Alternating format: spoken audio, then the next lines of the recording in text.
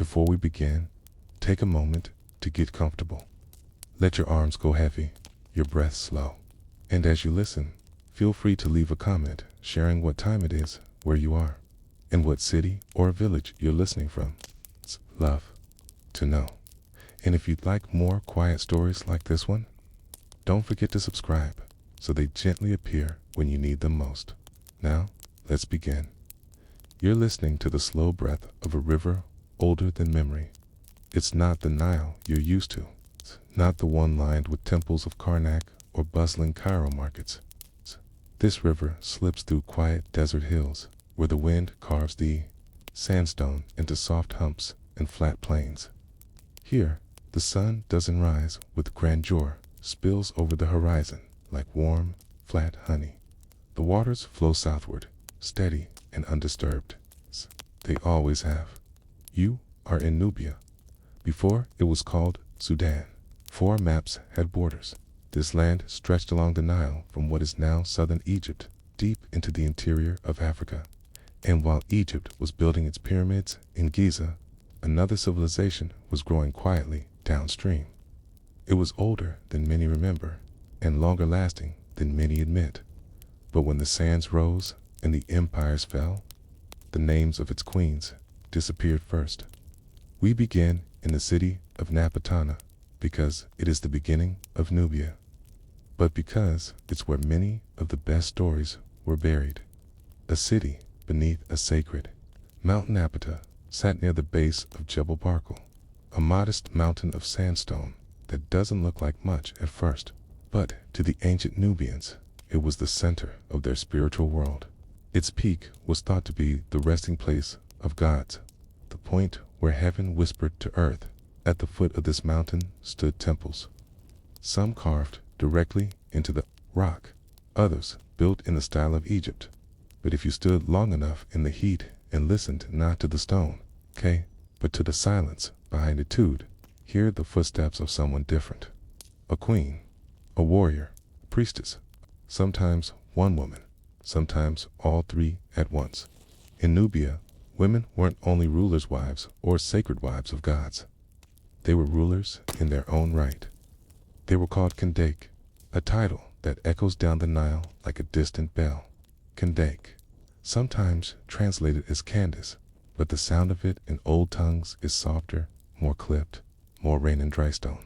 These were the matriarchs of Kush, the power behind and often ahead of the throne. And yet, in most modern classrooms, they are mentioned only briefly at all. Why? The Kandake, who faced Ram, the earliest record of these queens, doesn't come from within Nubia itself, but from its enemies. In 25 BCE, the Roman Empire had newly annexed Egypt. Fresh from their victory, Roman officials pushed south to take more land. They expected resistance from half-farmed tribes. What they found was Queen Amenirina's. Descriptions vary, but the most repeated tale is this. She had one eye lost in battleland, wore a garment of gold-threaded linen, not for show, but for its breathability and ease in combat. When Rome marched into Nubian lands and demanded tribute, she marched back with an army and captured several towns, including the city of Syene, modern-day Aswan. There, she took statues of Augustus and decapitated them. One of those decapitated heads, made of bronze, was buried beneath a temple in Nubia so that the emperor of Rome would forever kneel before the gods of Kush. Think of the symbolism. Not destroyed, not displayed, buried, face down. This was not random rebellion. It was strategy, ritual, and statement. The Kandake was not simply defending territory. She was communicating with the divine, using conquest to restore balance, not just power. Rome, eventually, was forced to make a peace treaty with Nubia. They withdrew, and for a time, Nubia remained sovereign. But when you read Roman accounts, her name is warped or unrecorded. Some call her a Negra Regina, a black queen, nameless. Others speak only of a woman ruler who led the campaign. Written victory belonged to Rome, even though the facts did not, and so began the erasure. What did the temples hide? If you walk the sandstone paths of Jebel Barkal today, you'll find pillars, some cracked, others standing firm. Inscriptions once filled the walls, recording the reigns of these queens not in one language, but in several Egyptian hieroglyphs, Meroitic script, and older Nubian forms now lost to time. But here's the frustrating thing. Most of the Meroitic language remains undeciphered. That means there are still hundreds of names, proclamations, and prayers etched in stone, sitting quietly beneath the desert sun, and no one can read them. The words of the queens are still there. The records of what they built, who they ruled, and how they lived are preserved in stone. But silence clings to the lines like dust in a closed room. Why hasn't the language been fully deciphered? There are a few theories. Some suggest the script is syllabic. Others believe it's alphabetic with logograms. The problem is that there's no Rosetta Stone equivalent for the Meroitic script. Without a bilingual inscription, something written in both Meroitic and a known language like Greek or Egyptian, the key remains just out of reach. So you are left staring at blocks of stone. You see shapes that resemble a seated man, a lion's tail, a half circle, and a bent reed. And while scholars nod thoughtfully and argue about phonetics, the Kandak's voice goes unheard. For now, daily life in the shadow of the crown, but not everything is lost. Archaeological digs and accounts by neighboring nations. A picture emerges, not just of royalty, but of ordinary life under these queens. Women held property, they inherited titles. They ran temples and even commanded military units. Inside Nubian homes, simple mud brick dwellings, cooled with whitewashed walls, you'd find ceramic jars etched with flourishes, looms for weaving linen, and low wooden beds lifted off the floor to keep out snakes. Water was fetched in clay vessels from wells or the Nile itself. Bread was baked in dome-shaped ovens, and the smell of millet beer and incense would fill the air during festival days. The markets of Napata and later Meru hummed with quiet bartering. Ivory, incense, gold, and cattle were traded for tools, spices, and ceramics. The land was not lush, but it was self-sustaining, bent toward endurance, not excess, and towering over it all were the pyramids. Yes, Nubian pyramids, more numerous than Egypt's, and sharper in slope, built in tight clusters. These pointed structures housed the remains of royalty, queens, kings, and generals, but they were smaller, more compact, and often accompanied by temples filled with inscriptions. The focus wasn't height, it was proximity. It's proximity to the gods, to the ancestors, to the earth. And in these temples, queens were often depicted, not beside the king, but alone, offering to the gods, wielding power, cute, independent, and complete. So, when Egyptologists first found these tombs in the 19th century, many assumed the women were merely consorts, decorative additions to a male legacy. The titles confused them. The iconography didn't match the Egyptian norm, so rather than adjust their understanding, they skipped over the names. But the statues still stood, and the carvings endured. A name etched in stone, lost in speech. One of the most beautiful statues uncovered in Meru is of Queen Shanaktakhet. She ruled in the 2nd century BCE. Alone, no king listed beside her. Her figure is robust, regal, and carved in granite. She wears a crown, unlike those seen in Egypt, tall, cylindrical, with a sun disk nestled in horns. In her hand, she holds a scepter. In the other, an ankh symbol of life. Her cartouche, the oval seal of a royal name, is written in Meroitic. And once again, no one knows what it sounds like. Her name was likely pronounced Shanaktakhet, but even that is guesswork, reconstructed from sparse linguistic threads. You could stand before her in the National Museum of Sudan. You can admire the smooth contours of her face, the confidence in her pose. But unless something changes, unless a stone is found with translations, she will remain a mute witness to her own legacy. So we are left with a question, not of what she did. We can infer that from ruins, records, and rival accounts. But why? Were her words forgotten while others survived? Why do the kings of Egypt have their stories told on every continent, while the queens of Nubia sit silent in shadow? Was it time? Was it conquest? Or was it the quiet way erasure works, not by burning records, but by ignoring them? When you close your eyes and picture ancient Egypt, what do you see? Perhaps gold masks and giant statues, perhaps canoes drifting through lily-choked canals, or rows of slaves hauling blocks beneath the watchful gaze of divine kings. These images linger in the collective imagination like hieroglyphs carved in stone, immovable, fixed, worshipped, but few pause to ask, where did Egypt look when it needed power? The answer, more often than not, was south, to Nubia. And though Egypt has held the world's attention for centuries, its greatness was built in part by what it took from its neighbor. Gold, soldiers, cattle, ideas, and even gods flowed from Nubia into Egypt. But as centuries passed, Egypt absorbed and then erased, borrowed and then buried. And a few stories captured that process better than the long, quiet war of memory between the pharaohs and the forgotten queens of Kush. Let's return to the sand, to the temples, to the borderlands of memory and forgetting. The gold that built Egypt's temples from as early as 2600 BCE, long before the rise of the powerful 18th dynasty. Egyptian officials referred to Nubia as the land of Taseti, meaning land of the bow. Nubians were famed archers, respected, feared, and often hired into Egyptian armies.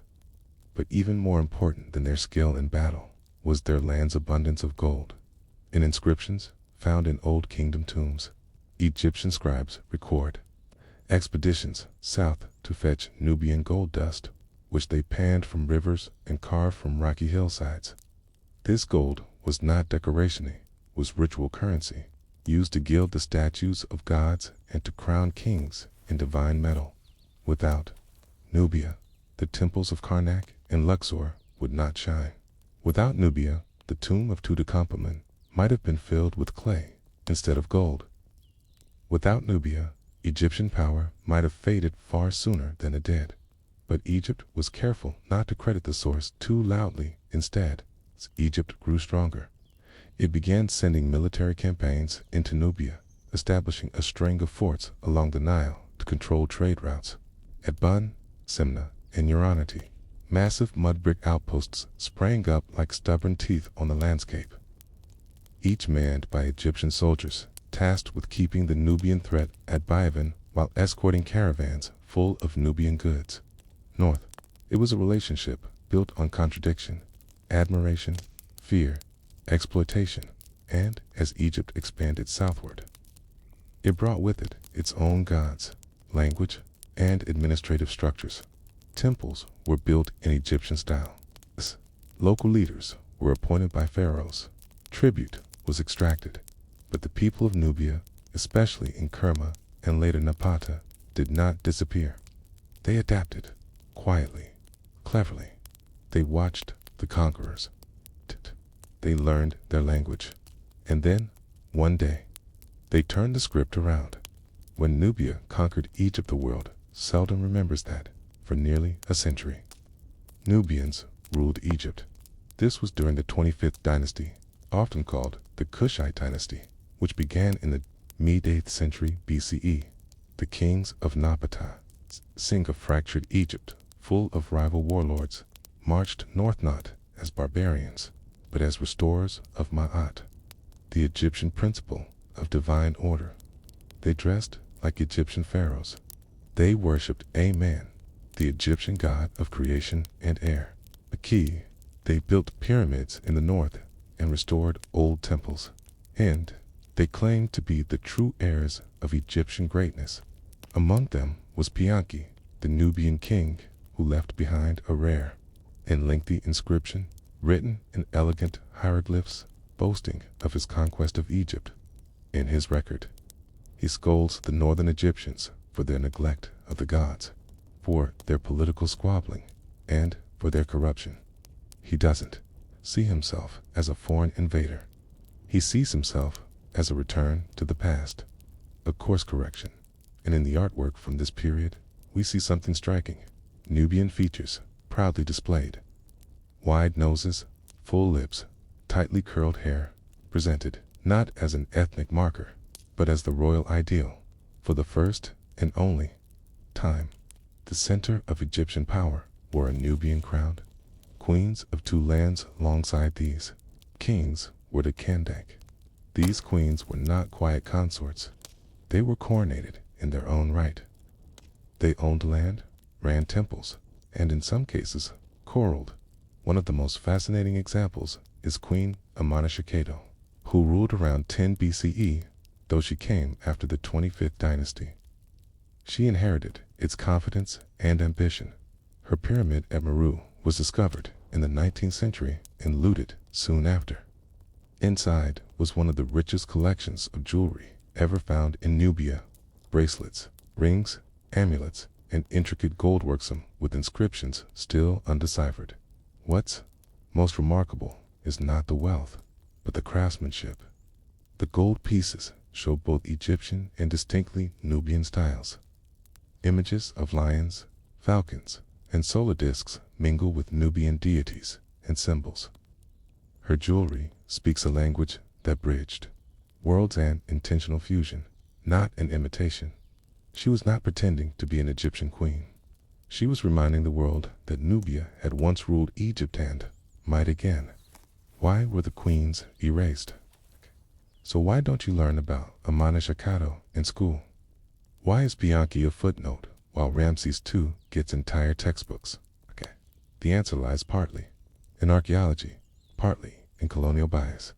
Many of the Nubian pyramids were not excavated until the 19th and 20th centuries. By then, the narrative of Egypt as the singular beacon of ancient African civilization had been long established. European explorers and Egyptologists, influenced by racist ideologies of the time, struggled to accept that black Africans had ruled Kija or developed complex societies of their own. Some even claimed that the Kushites were a lost white tribe, or that their achievements must have come from Egyptian influence, never the other way around. And so, even as Nubian temples were uncovered, even as queens emerged from the sand, their stories were ignored or misinterpreted. Today, scholars are working to correct that, but the process is slow, and much of the damage has already been done. Echoes in the earth still.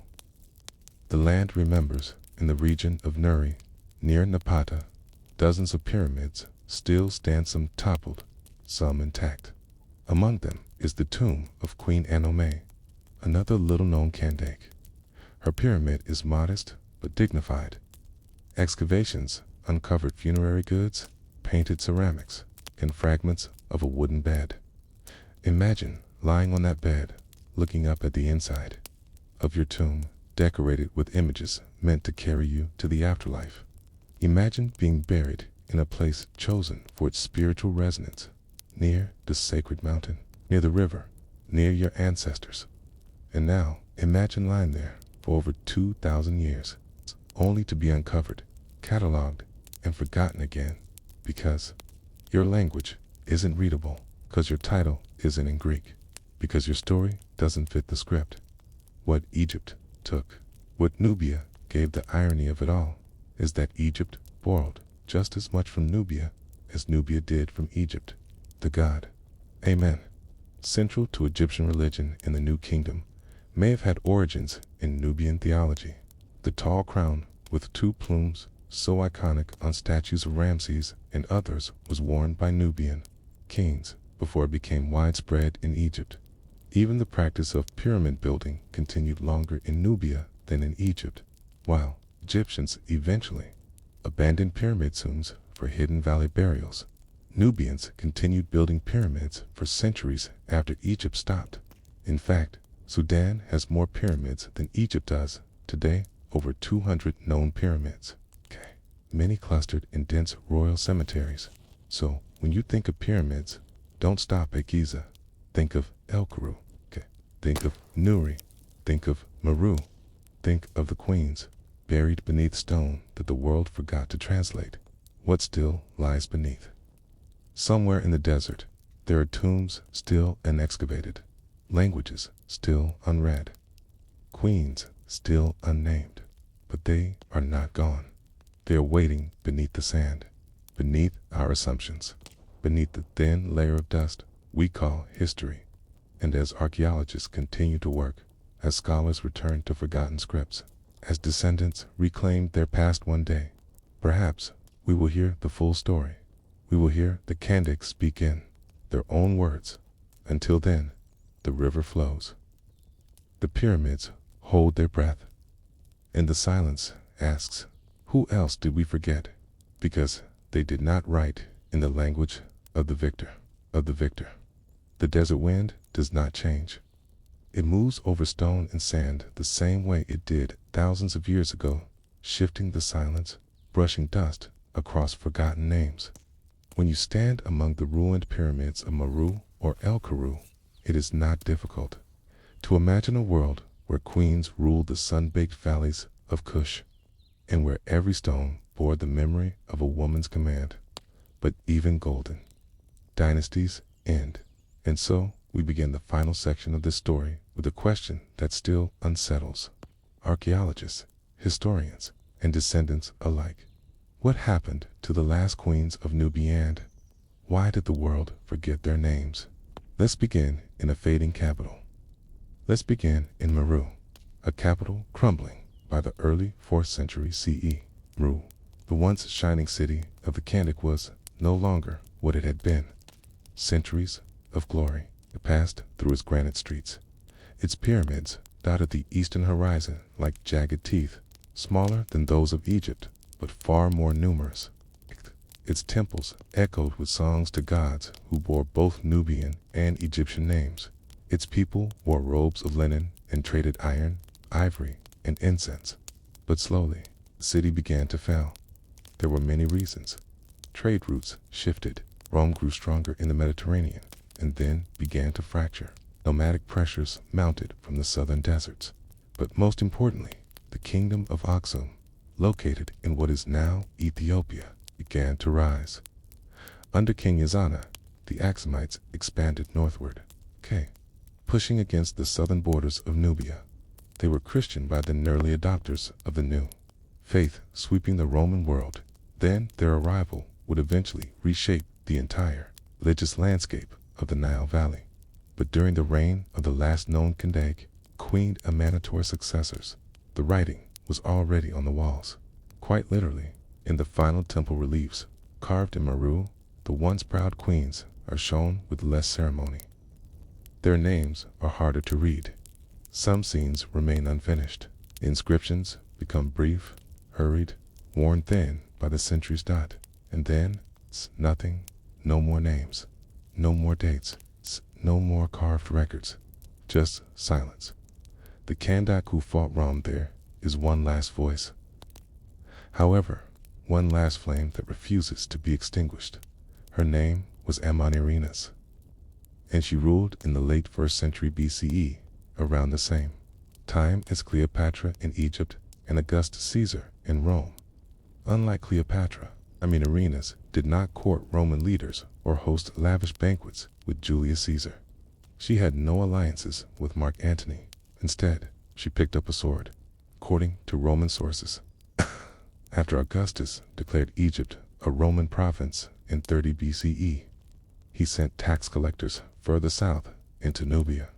It was, to him, a logical extension of empire. To Queen Amanirenas, it was an invasion. She led her army Nubian warriors, archers, charioteers north into Egyptian territory. They attacked Aswan, toppled statues, and burned temples erected to Roman emperors. In a moment of brilliant symbolism, they captured a bust of Augustus and took it back to Nubia, burying it beneath a temple threshold so people could trample his face as they entered. Imagine that for a moment. A Roman emperor, worshipped as a god by millions, humiliated beneath the feet of a Cushite queen's people. The Romans retaliated, of course, but the war ended in negotiated peace, not conquest. A rare outcome for a state facing Rome, and Mannarinas had won recognition, if not territory. Rome agreed to withdraw. She had secured her southern borders, and more than that, she had defended her people's sovereignty. Her name survived in Roman texts. But what did not survive was the full scope of her legacy within Nubia itself. Why?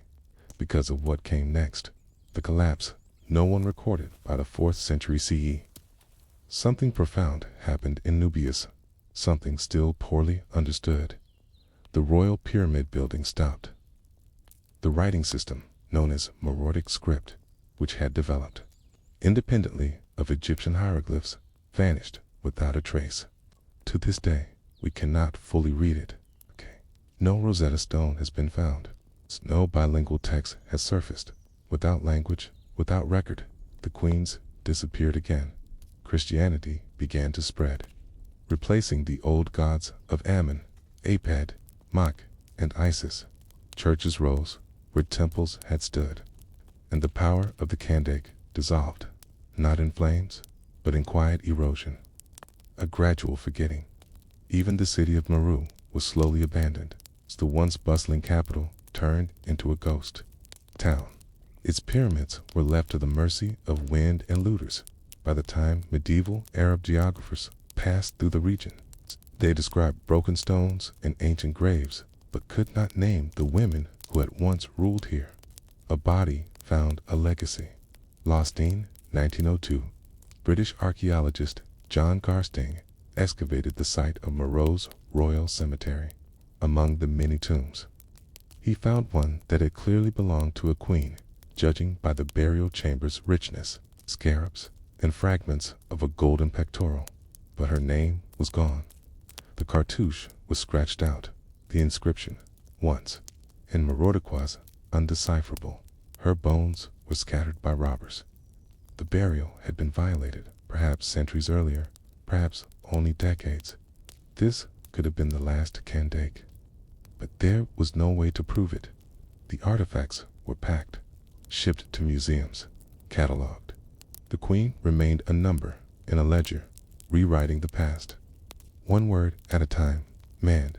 Yet, something remarkable is happening today, across universities in Sudan, Egypt, Germany, and the United States.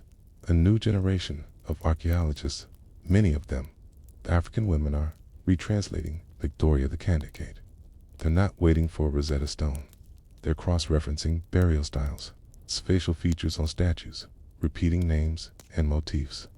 They're searching for patterns, not monuments, for family trees hidden in pottery shards, for power that speaks through silence. They are asking different questions. Why were these queens buried in their own pyramids instead of beside kings? Why did Nubia keep female rule when most societies erased it? What can we learn from a government that normalized women's leadership over centuries? And slowly, names are returning. Amanator, Amenarinas, Shanaktakit, Navidamak. Queens, once lost, are being reintroduced, not as myths or exceptions, but as a political norm. Dust, wind, and memory, you were to walk through the pyramids of Bagrawiyah today. You might be struck by how intact many of them still are. Yes, some were looted, some are cracked, but many still stand. The angle of their walls is steeper than Egyptian pyramids. Their stones are rougher. Their interiors are simpler, but they carry with them the weight of resistance, of survival, beyond empire. And if you walk to the edge of the necropolis at sunset, you'll notice something, a silence that feels like it's listening. Silence that holds the names of queens buried beneath the sand. A silence broken only by wind moving over the desert like a whisper from history. A whisper that asks, if you had ruled for 500 years, but wrote in the script no one bothered to learn, would you still be remembered? A final reflection. So many of the world's historical records were written by the victors, but Nubia's story was written in stone, and Stone does not always speak clearly. The Kandake ruled for centuries, fending borders, building temples, leading armies, and yet their stories vanished from global memory for over 1,500 years, not because they lacked greatness, but because the world chose to listen to louder voices today. As their names are recovered and their stories retold, we are not merely remembering lost queens, we are also questioning what we think we know about history, and perhaps the silence of their forgotten tombs. The Kandake are still waiting not for recognition, but for someone to understand what it means to lead quietly, powerfully, and with grace. Even when no one writes your story, it's your story. In the blistering sun of the Nile Delta, where papyrus rustles beside irrigation canals, and the breath of the river mingles with the scent of crushed lotus in drying earth. History is usually found in stone, monuments, stele, carved reliefs. These are the languages of ancient memory. But sometimes it's what is missing that tells the most curious tale. Today, you are walking in the shadow of a man who was buried not once, but twice. His name was Parameso. Though you may know him by the name he took later in life from a Sezai, he was not born to kingship, not even close. He wasn't a prince, nor a nobleman raised in the royal palace. He didn't learn diplomacy alongside scribes, or drink wine from golden cups. No, Parameso's early life was spent under the broad sky of a soldier's world dust, discipline, and the distant promise of reward. And yet, somehow he became a king. And then, just as strangely, his body vanished for over 3,000 years, lost, relocated, erased, and finally, rediscovered. But let's start before the crown, before the throne. Let's start with a job that didn't seem royal at all. From commander to chosen, Paramesu was born around 1320 BCE, during one of the most unstable periods in Egyptian history, the tail end of the 18th dynasty. To understand why his future was so unlikely, you need to imagine what Egypt was at that time. The empire had just emerged from the heretical revolution of Akhenaten, the pharaoh who tried to erase the old gods and build a religion around a single solar deity, Aten. It was a theological and political earthquake. Temples were closed, statues smashed. The priesthood of Amen, the most powerful institution outside the royal family, was humiliated and suppressed. Then Akhenaten died. His mysterious young son, Tutankhamun, changed his name back to Tutankhamun, restored the old gods, and died young without heirs. That left a vacuum. Entered the military men. Horemheb, seasoned general and advisor to the boy king, seized control of the kingdom after Tutankhamun's death.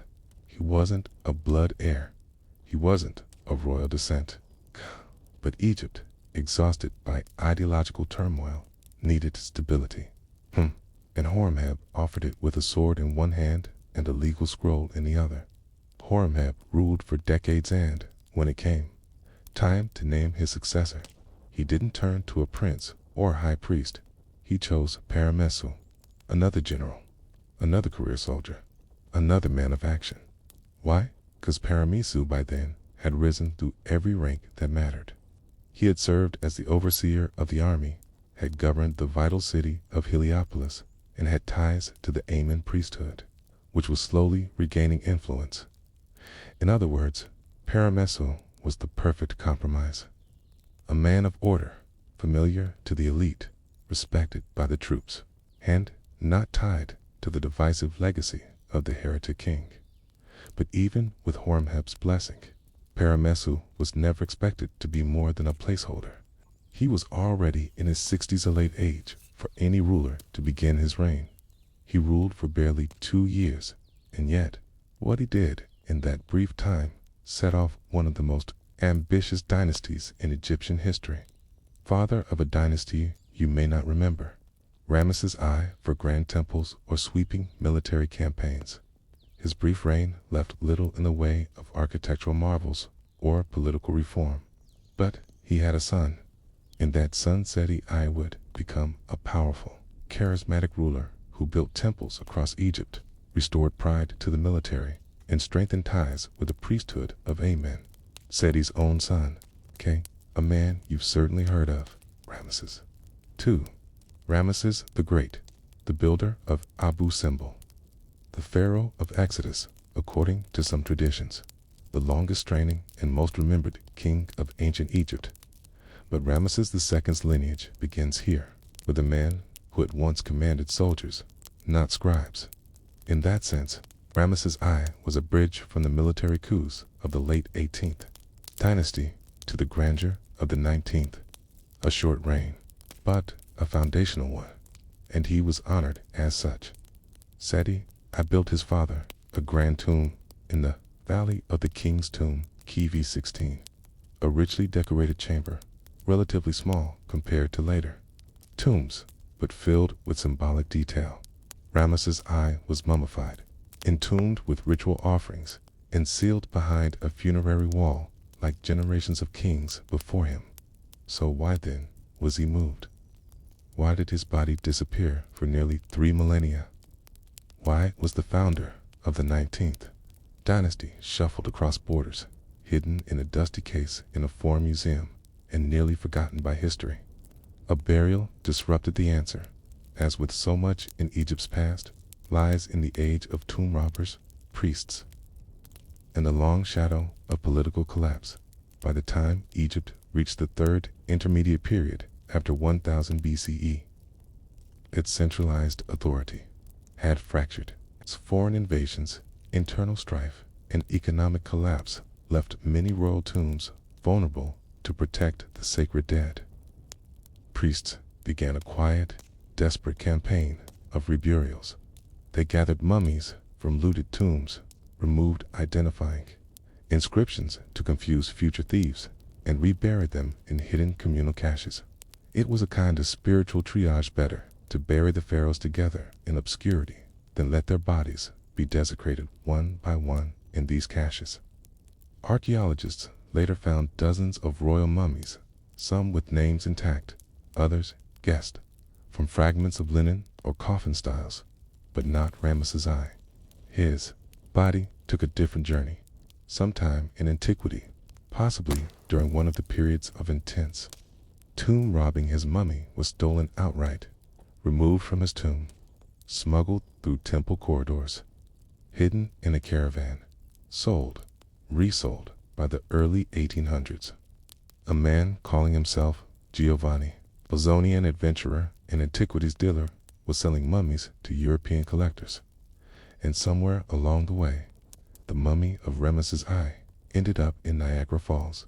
Yes, that Niagara Falls, the pharaoh in the Museum of Niagara by the 1860s.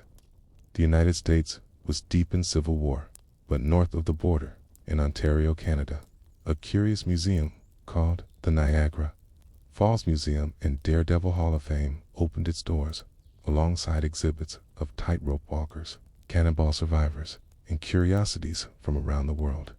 The museum boasted a genuine collection of Egyptian mummies purchased from collectors in Europe. No one knew or believed that one of them was a pharaoh. The mummy remained there for over a century. Tourists stared at it, children poked at the glass, dust collected in the corners. It was labeled simply as male mummy. Then, in the 1990s, the museum closed. The collection was put up for sale, and something strange happened. An Egyptologist touring the warehouse noticed the mummy's posture, its wrapping style, the position of the arms crossed high on the chest, a rare feature reserved for royalty, carbon dating, CT scans, bone structure analysis, linen thread studies. All the evidence pointed to one conclusion. This was Ramesses I, the Soldier King, the founder of the 19th dynasty. A pharaoh of Egypt, trapped in a tourist trap, returned to his homeland in 2003 amid ceremony and solemnity. The mummy was returned to Egypt. He was laid to rest in Luxor, near the temples his descendants had built in his name. Egyptian officials and scholars welcomed him home with flowers, scents, and quiet reverence. He had traveled through centuries, empires, and continents, from the Valley of the Kings to the hands of thieves, from sacred rites to dusty glass displays. A man buried twice, first with honor, then in obscurity, and now, finally, remembered again. But the deeper question remains, why was the General King's tomb so easily forgotten? Why did Setiai's lavish rituals not protect him? And why was the founder of a dynasty treated by fate like a footnote? If you have wandered into the Valley of the Kings in the late 11th century BCE, you might not have recognized it. Not because the tombs weren't there, they were. Dozens of them, carved deeply into rock, wrapped in layers of painted corridors, and filled at one time with treasure, with prayers, with food and wine and oil and tools, all packed for a royal journey into the afterlife. But by that time, the valley had already begun to change. Not visibly at first. There were still guards at the entrance. There were still priests performing rituals. Incense still rose at dawn in the mortuary temples nearby. But beneath the surface, quite literally, a quieter story was unfolding. The tombs were being emptied, not by violent armies or invaders from the sea, but by Egyptians themselves. Priests, tomb workers, guards, members of the same community, who once built the tombs. And somewhere amid this silent undoing, the body of Ramesses I disappeared. The political weather of the afterlife. To understand what happened, we need to step back, not just in time, but in perspective.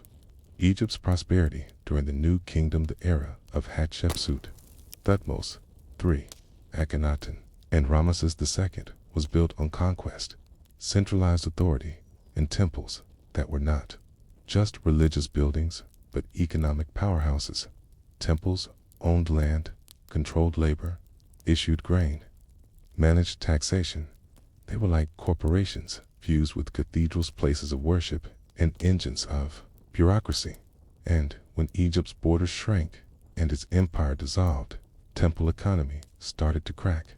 By the 20th dynasty, the priests of Ammon at Thebes had become so powerful they were essentially rulers in the south, while the pharaohs, especially the last of the Ramesside kings, clung to authority in name only. The line between the sacred and the practical blurred. Tombs, once inviolate sanctuaries, became repositories of resources. And so, even the tomb of Ramesses I, buried in KV-16, short but richly decorated tomb nestled not far from his son, Seti's grand complex, was at risk. We found it already open. Ancient tomb robbers left behind fascinating records, not only through the damage they inflicted, but in the rare legal documents we still possess. Several trial transcripts from Deir el-Medina, the workers' village, reveal how accusations of theft circulated, and how priests themselves were often implicated. In one case, defendants swore they were merely transporting mummies to protect them from theft. In others, they claimed they had found the tomb already open. These were ancient echoes of the same excuses used across centuries. We didn't steal it. We saved it. Could this be what happened to Ramesses I? The clues suggest yes. His tomb was not completely destroyed, but disturbed. Its contents mostly removed. The mummy gone. And unlike other tombs that were resealed with the new inscriptions, or deliberately obscured by desert stone, KV-16 remained marked but empty, a kind of hollow remembrance. So, what exactly happened to the mummy? Here's where the trail of evidence becomes delicate and unusual. The mystery of the missing pharaoh, like some other royal mummies later found in the massive caches at Deir el-Bahari or KV-35. Ramesses I's body never turned up in a proper tomb again. Instead, modern historians and archaeologists believe his remains entered the antiquities market sometime in the early 1800s. At this time, Khita was both exoticized and exploited by European collectors. Khita, fueled by Napoleon's campaigns and a growing public obsession with mummies. Khita, hieroglyphs, and anything wrapped in linen. Enter Dr. James Douglas, a Scottish adventurer and collector who visited Egypt in 1850. While there, he acquired a number of artifacts, some through dealers, others through unknown intermediaries who brought them back to North America. Among them was a mummy, supposedly royal. He believed it had once been housed in the Museum of the Ramesseum, the mortuary temple of Ramesses II. Later analysis by Egyptologists, including Dr. Gail Gibson and Dr. Zahi Hawass, showed the remains matched every known parameter of Ramesses: eye, posture, mummification style, arm positioning, and even carbon dating that aligned perfectly with the late 18th to early 19th dynasty. From there, the trail became both bizarre and symbolic. From Egypt to Niagara Falls by the 1870s, the mummy had made its way to the Niagara Falls Museum, a modest but eccentric institution that mixed natural history with human oddities. There, the poor lighting and behind dusty glass, the General King sat for more than a century, listed only as Mummy Number 3.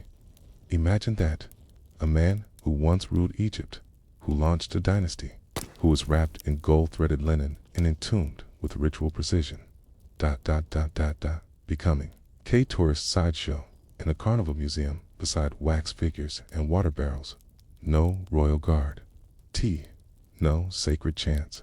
Just the curious fingers of passers-by and the smell of popcorn in the air. It was, in many ways, final insult to an ancient world view where death was sacred, memory was ritual, and the dead were not disturbed but venerated. The science of rediscovery in the late 1990s. The Niagara Falls collection was purchased by the Michael C. Carlos Museum at Emory University in Atlanta. As curators unpacked the items, they noticed something odd about the so-called Mummy Number 3. Unlike most mummies, which were often buried with arms at their sides or slightly bent, this one had its arms crossed high across the chest pose, reserved exclusively for royalty. During the New Kingdom, more studies followed. CT scans revealed the embalming techniques consistent with early Ramesside-era burials. Linen samples matched known fibers from royal tombs. Bone structure suggested a man in his 60s, an appropriate match for Ramesses I, who died after a short reign in old age. Isotopic analysis hinted at a Nile Delta upbringing, consistent with what little we know of Paramiso's origins. In 2003, after consultation with Egyptian authorities, the body was returned to Egypt in a solemn ceremony in Luxor, miles from the original Valley of the Kings. Ramesses I was reburied in a national museum with dignity. But why did his body matter so much, even after 3,000 years? Because his story isn't just one of identity. It's a story of how empires forget, how memory fades, how kings are reduced to curiosities till someone decides to look again. The tomb that wasn't finished. One might expect that the tomb of a king, even a short-reigned one, would be lavish and well protected. But Key V16, the tomb of Ramesses I, tells a different tale. It is unusually short, just 29 meters long, and consists of a single corridor with a burial chamber. No extensive passages, no false doors, no side rooms for treasures or CHAPELS. Why? It's most likely because his reign was too brief to complete more. In Egypt, tombs were typically started the moment a pharaoh took the throne. Given that Ramesses I ruled for under 2 years, there simply wasn't time to carve out something larger. The decorations that do exist are precise and elegant. The Book of Gates, the journey of the sun god through the underworld, is carved in crisp reliefs along the corridor walls.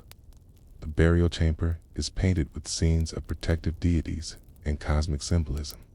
But when you walk through it, if you ever do, you feel how unfinished it is.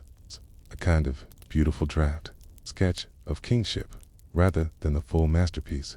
And perhaps that fits the man himself, the priest who remembered dumb. The final mysteries is this: why didn't later kings relocate or re-honor Ramesses I more clearly. His son, Seti I, was one of Egypt's great builders. His grandson, Ramesses II, had statues across the empire. Surely they would have wanted to preserve the legacy of their patriarch. And yet, silence. There are no great memorials to Ramesses, and no cult temples, no festivals, no regular inscriptions beyond his tomb, and a few references in Seti's records. It's as though Egypt, even then, had decided to remember the dynasty, but not the man who began it. Was this political strategy, religious practicality, or just the erosion of time? What happens when a man is powerful in life, but forgotten in death? What does it mean to be king for 2 years and lost for 3,000? And who else across the sands of Egypt, still waiting to be found? By the time you arrive at the burial site of Ramesses I today, you're not standing in a king's palace or the windswept valley of his death. Instead, you are in the Luxor Museum, not far from the Nile, housed in a modern glass display case, dimly lit to preserve the linen. Inside, the general-turned pharaoh rests again, his arms crossed, his body still silent, his story still only partly told. It's easy to imagine this was the ending, so that after centuries of drifting through markets, museums, and debates, Ramesses I had come home. But the story doesn't end here. In many ways, it only becomes more haunting, because beneath the dust and walls of Egypt's ancient cemeteries, there are still echoes of men like Ramesses I warriors, elevated by necessity, then erased by time, and more curiously, the actions taken to hide, seal, or relocate. These men weren't always accidental. They were deliberate, orchestrated, and sometimes done not to protect the dead, but to protect the living. The tomb raids and the priests who moved kings by the late 20th dynasty and into the 21st. The Valley of the Kings was no longer a place of sacred rest. It had become a target. The central Egyptian government was collapsing. Grain shipments were inconsistent. Tomb workers went unpaid for months. And as social order decayed, even the most hallowed royal tombs were seen as solutions, not sanctuaries. This is when the mass removals of royal mummies began. It was, for lack of a better word, a logistical operation. The high priests of Amen, who by then held nearly king-like power in Upper Egypt, began organizing the collection, wrapping, and reburial of dozens of pharaohs.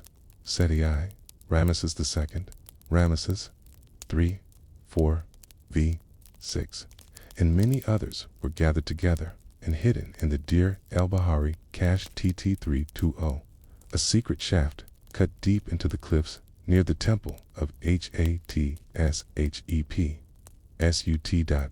Inside were kings, queens, high priests, and nobles stacked, labeled, and rewrapped with linen-bearing inventory notes, scribbled in red or black ink. These weren't tombs.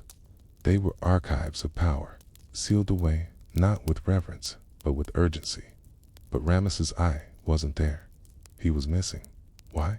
Some believe he had already been stolen before the operation began. Others suspect his tomb was so obviously robbed that the priests didn't see the need or possibility of recovery. Either way, his absence speaks volumes, not about his unimportance, but about the fragility of remembrance. Even a king, even the founder of a dynasty, can slip through the cracks of bureaucratic salvation. How kings were labeled and forgotten when we examined the cache at Deir el-Bahari. What we find is not just a mass of bodies, but a fascinating glimpse into how Egypt processed loss.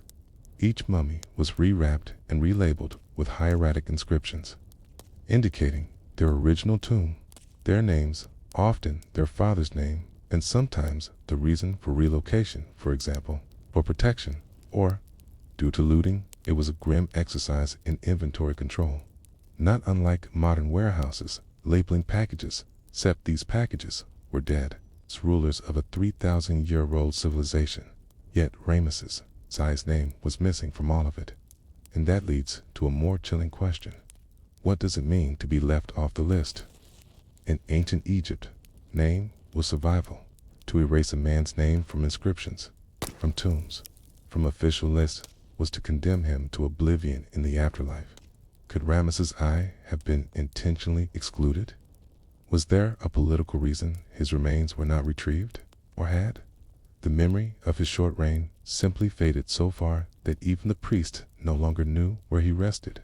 Kingship as a temporary role. When we think of pharaohs, we imagine eternal glory pyramids, golden masks, statues as tall as mountains. But Ramesses I's story shows that kingship, at its core, was often just a role, a duty assigned, worn, and surrendered again to the sands. Before he was king, Paramessu was a soldier, a military man, perhaps stern, perhaps dutiful, but hardly divine. He rose because Egypt needed a stabilizing force at a time of confusion. He was chosen not by birthright, but by competence, and after his short reign, he disappeared. Not just physically, but spiritually, culturally, administratively, and yet was also the one who set the course for Seti I, who, in turn, birthed the most famous Ramesses of them all, Ramesses I. So the forgotten general, wrapped in linen and lost to Niagara Falls, was the origin point of Egypt's last golden moment. That's the paradox of ancient, scary. The men who made history are often the ones no longer written into it. Rediscovery through technology. There's one comfort to be found. It isn't how. Modern science has become a kind of afterlife for memory. Forensic reconstruction, isotopic analysis, imaging have turned forgotten mummies into historical narratives again. We can now say with almost full certainty that the Acme returned to Egypt in 2003's. In fact, Ramesses I. His body tells us he suffered from arthritis, that he was in his early 60s, that he likely died of natural causes. Acontas, as embalmers used high-status techniques, including resin-saturated linen, kona, nostril packing, and gold-threaded wrappings. Even the way his arms were crossed, a signature of divine kingship, was perfectly preserved. It's an odd reversal in life. He was hidden, in death, displayed, and now reconcealed in solemnity, under watchful museum lights. The quiet burials, still waiting the tale of Ramesses I, is not unique. Across Egypt, the sands still concealed unfinished tombs, hastily relocated mummies, caned and anonymous chambers. There's Key V39, long speculated to hold the body of Amenhotep I, but still not confirmed.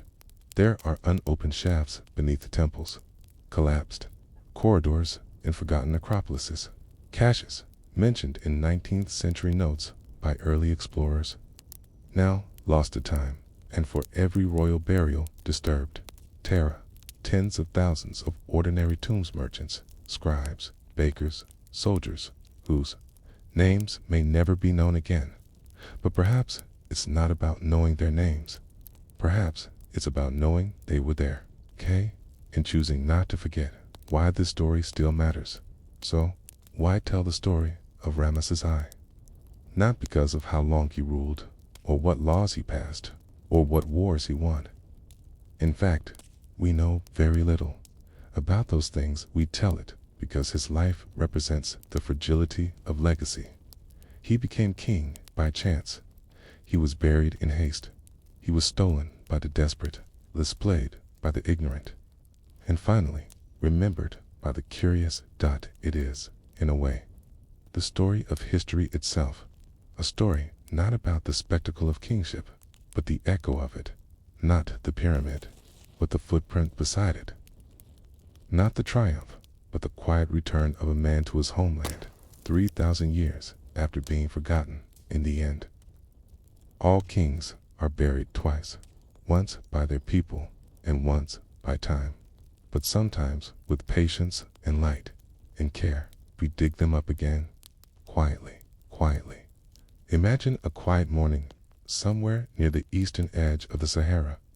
The sky is pale and flat, still untouched by the pressing heat of midday. The wind skims over the dunes with almost no effort, displacing nothing. The sand has settled. The rocks have been waiting beneath your feet somewhere, sealed in clay. Forgotten under layers of dust sits a library. It's one without shelves, one without visitors. A library made of stone, silence, and disappearance. This is not Alexandria, nor any city of gleaming columns and bustling scribes. You are not surrounded by marble, but by rock-cut caves, hidden temples, and small rooms carved into cliff faces where the only candle was the sun. Somewhere beneath these surfaces lie the remains of ancient texts, scrolls, and inscriptions, not all destroyed, but not yet found. For centuries, these stone libraries were buried on purpose, not because of catastrophe, but because their survival required silence. Let's begin, as many ancient texts do, in a place without a name, the forgotten caches beneath the sand in 1945. Two brothers were digging for fertilizer near the village of Nag Hammadi, Egypt. They were not archaeologists. They were looking for sabaka, dark, nutrient-rich soil used in farming, but instead, they unearthed a tall, red clay jar. Inside the jar were 13 leather-bound papyrus books, codices, not scrolls, ancient, fragile, unlabeled. These dusty volumes would become one of the most significant manuscript discoveries of the 20th century. But what made the Nag Hammadi Library strange wasn't just its age, though the texts dated back to the 3rd and 4th centuries. What made it so unusual was why it was buried. Unlike the Dead Sea Scrolls, these were not stored in a communal cave library, but hidden, likely on purpose, by someone who feared they would be destroyed.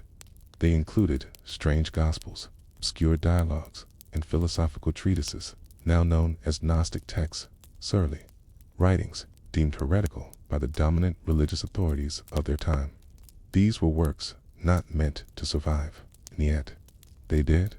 Why? Because someone chose not to preserve them in a palace or temple, but in the silence of the desert. They wrapped the volumes in leather. They placed them in a jar. They buried them, and then they vanished.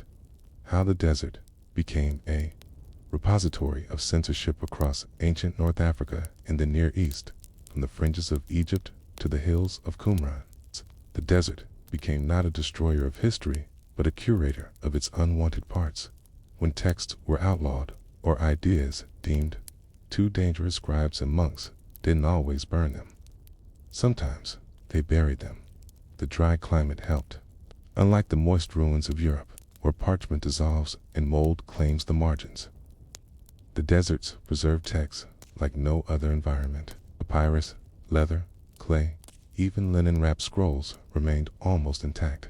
But the deeper question is, why hide knowledge? And not just any knowledge. These were often spiritual writings, political commentaries, reflections on power, suffering, and the structure of the cosmos. They weren't suppressed because they were wrong. They were suppressed because they were inconvenient. So instead of being copied in monasteries, they were stored in silence, and the desert, interested in ideologies, kept them. The libraries, carved into rock. While much has been written about the famous scrolls and manuscripts, fewer know about the stone libraries, places not built to be read, but to be remembered. Deep in the Siwa oasis, west of the Nile, inscriptions were carved into the walls of tombs and temples with obsessive patience. Some were religious chants, others were inventories, but many were lists of names, generations of ancestors, etched into rock. The same was true across parts of ancient Nubia and Upper Egypt. These weren't books in the modern sense, but they were archives, permanent, unburnable, placed where no one could easily reach. In some cases, even the ceilings of burial chambers were used as records, lists of donations, citations of laws, references to disappeared families. Why carve so much into such difficult places? Because paper burns, and politics change. But stone, once buried, is nearly eternal. even if no one ever reads it again. The words exist. A monastic urge to preserve the unpopular in the early Christian period, especially during the 4th and 5th centuries. Many monks in Egypt were scribes. These monks didn't just copy popular scripture. They copied everything from obscure letters to banned gospels. Why? Because they believed that writing preserved the soul, both of the author and of the idea. It was not always about agreement. It was about witnessing. In monasteries like the White Monastery near Sohag and the Red Monastery nearby, entire rooms were once lined with texts, some popular, some forbidden, and when pressure came from bishops or Rome or local authorities, the monks removed those scrolls. They carried them out, sometimes in the middle of the night, and buried them beyond the reach of fire or decree. The Nag Hammadi texts likely come from this culture of secret preservation. You have to picture it. A single monk walking out under the stars with a sack of books over his shoulder, knowing that if he's caught, he'll be punished, but believing deeply that the words are worth hiding, not for himself, but for someone else, someone centuries away. Who are these words meant for? That's the question we keep coming back to, because if no one was supposed to read these texts in their own time, then who were they hidden for? The answer might be ... you, or at least someone like you, someone distant, someone quiet, someone curious enough to go looking beneath the sand. The act of burying a book is a strange kind of message. It says, I can't speak now, but maybe you will listen later. And so the deserts of Egypt, Palestine, and Nubia became time capsules, not just of texts, but of intentions, of what people hoped might one day be known again. The role of accidental discoveries. One of the ironies of these buried libraries is that almost all of them were found by accident. The Dead Sea Scrolls, found by a Bedouin shepherd chasing a lost goat. The Nag Hammadi texts, found by farmers looking for fertilizer. The Oxyrhynchus papyri, found in a trash heap near a village few people remembered. This means that for every cache discovered, there may be dozens still buried, not destroyed, not lost, just waiting. We tend to think of history as what we already know, but much of history is still sealed in jars, wrapped in cloth, or etched on the ceiling of a crumbled room.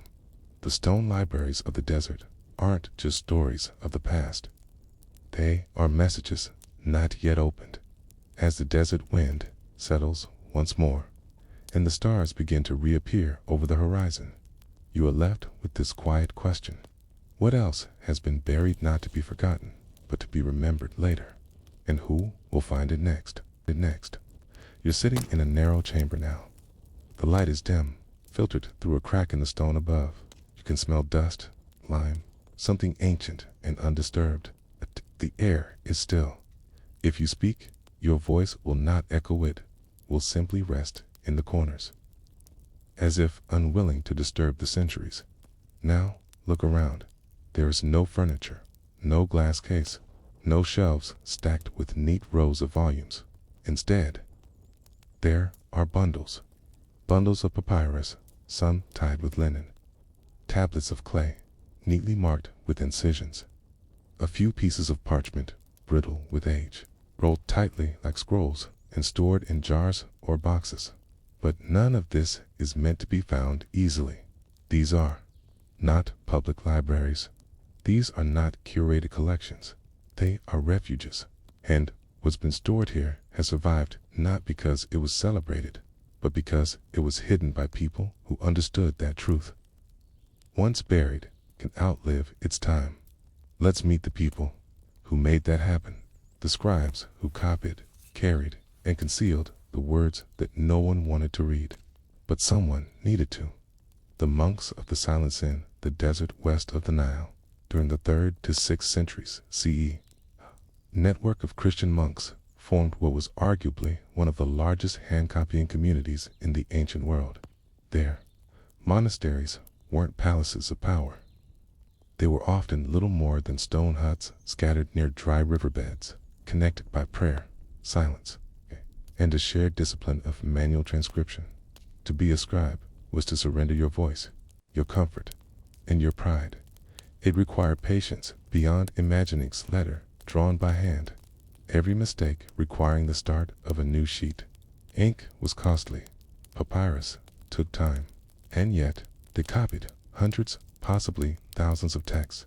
What's fascinating is what they chose to copy.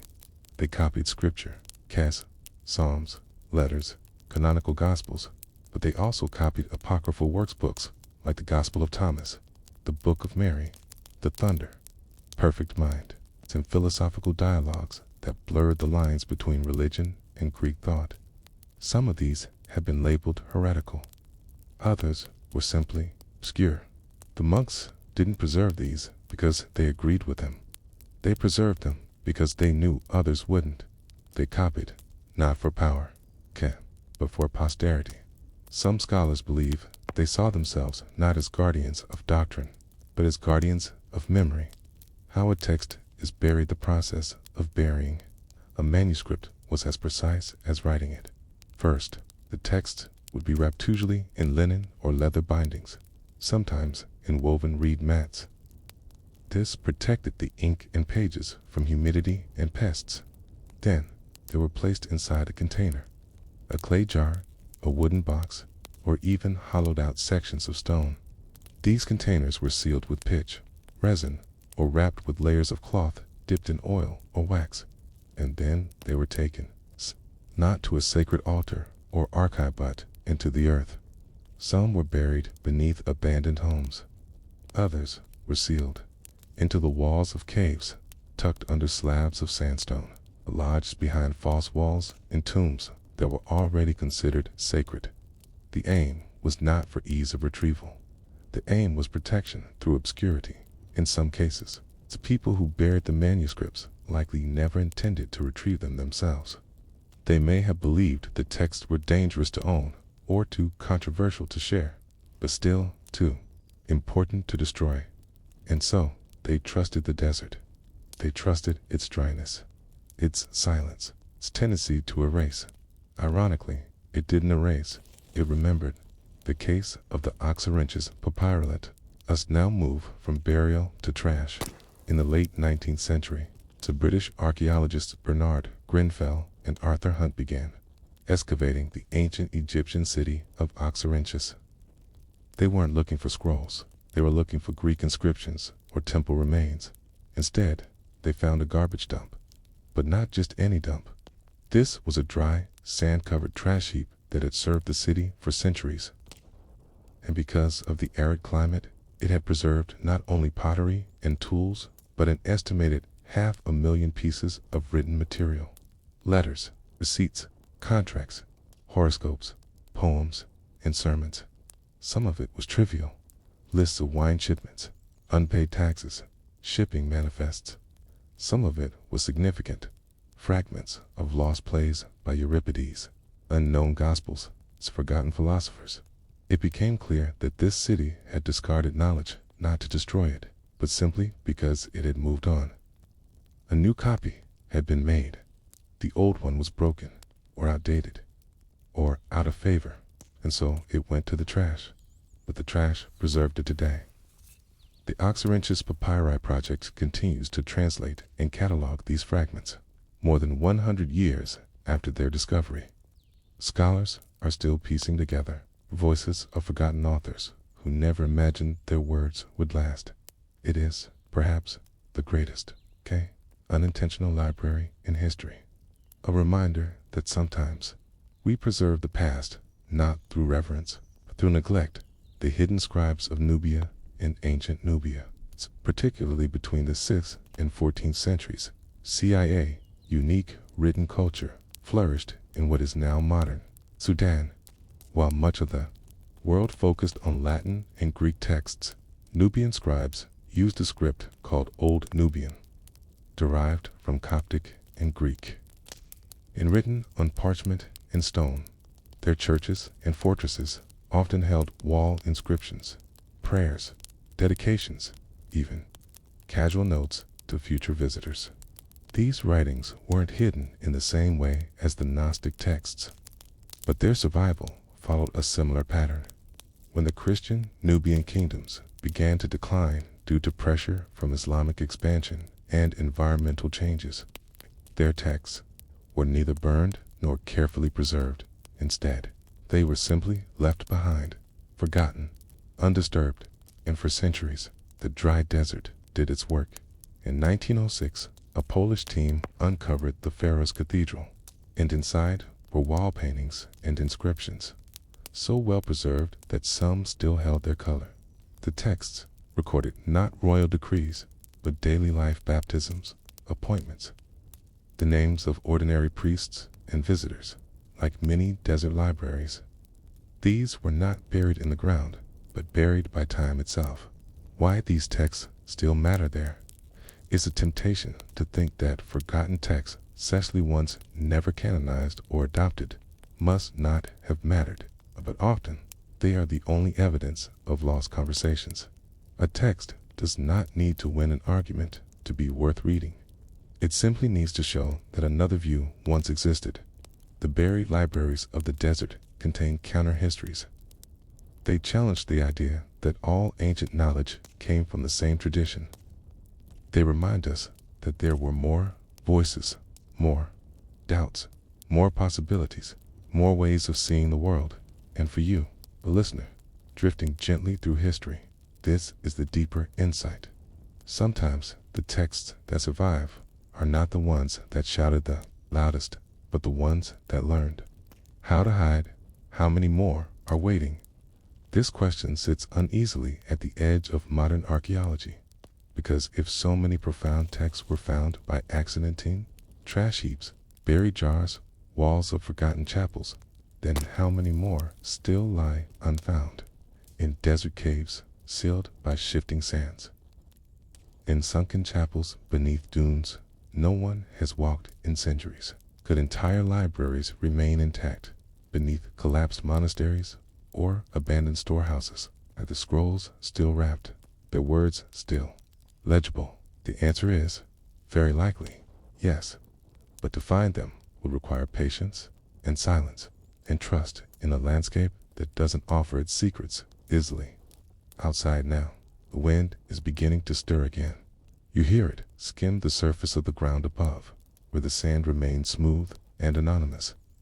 Beneath it, somewhere, perhaps just meters away, lie the thoughts of a scribe who wrote for no one but the future. He did not know your name, but he hoped quietly that someone might come to listen. The wind never stopped in Chinguetti. By the time the 18th century gave way to the 19th, the sand had begun swallowing the edges of memory itself.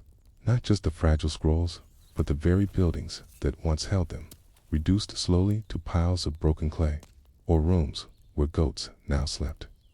Unintentionally guarding manuscripts no longer of interest to princes or pilgrims. By then, the Saharan trade routes were fraying. New coastal ports, controlled by European powers, redirected the flow of commerce.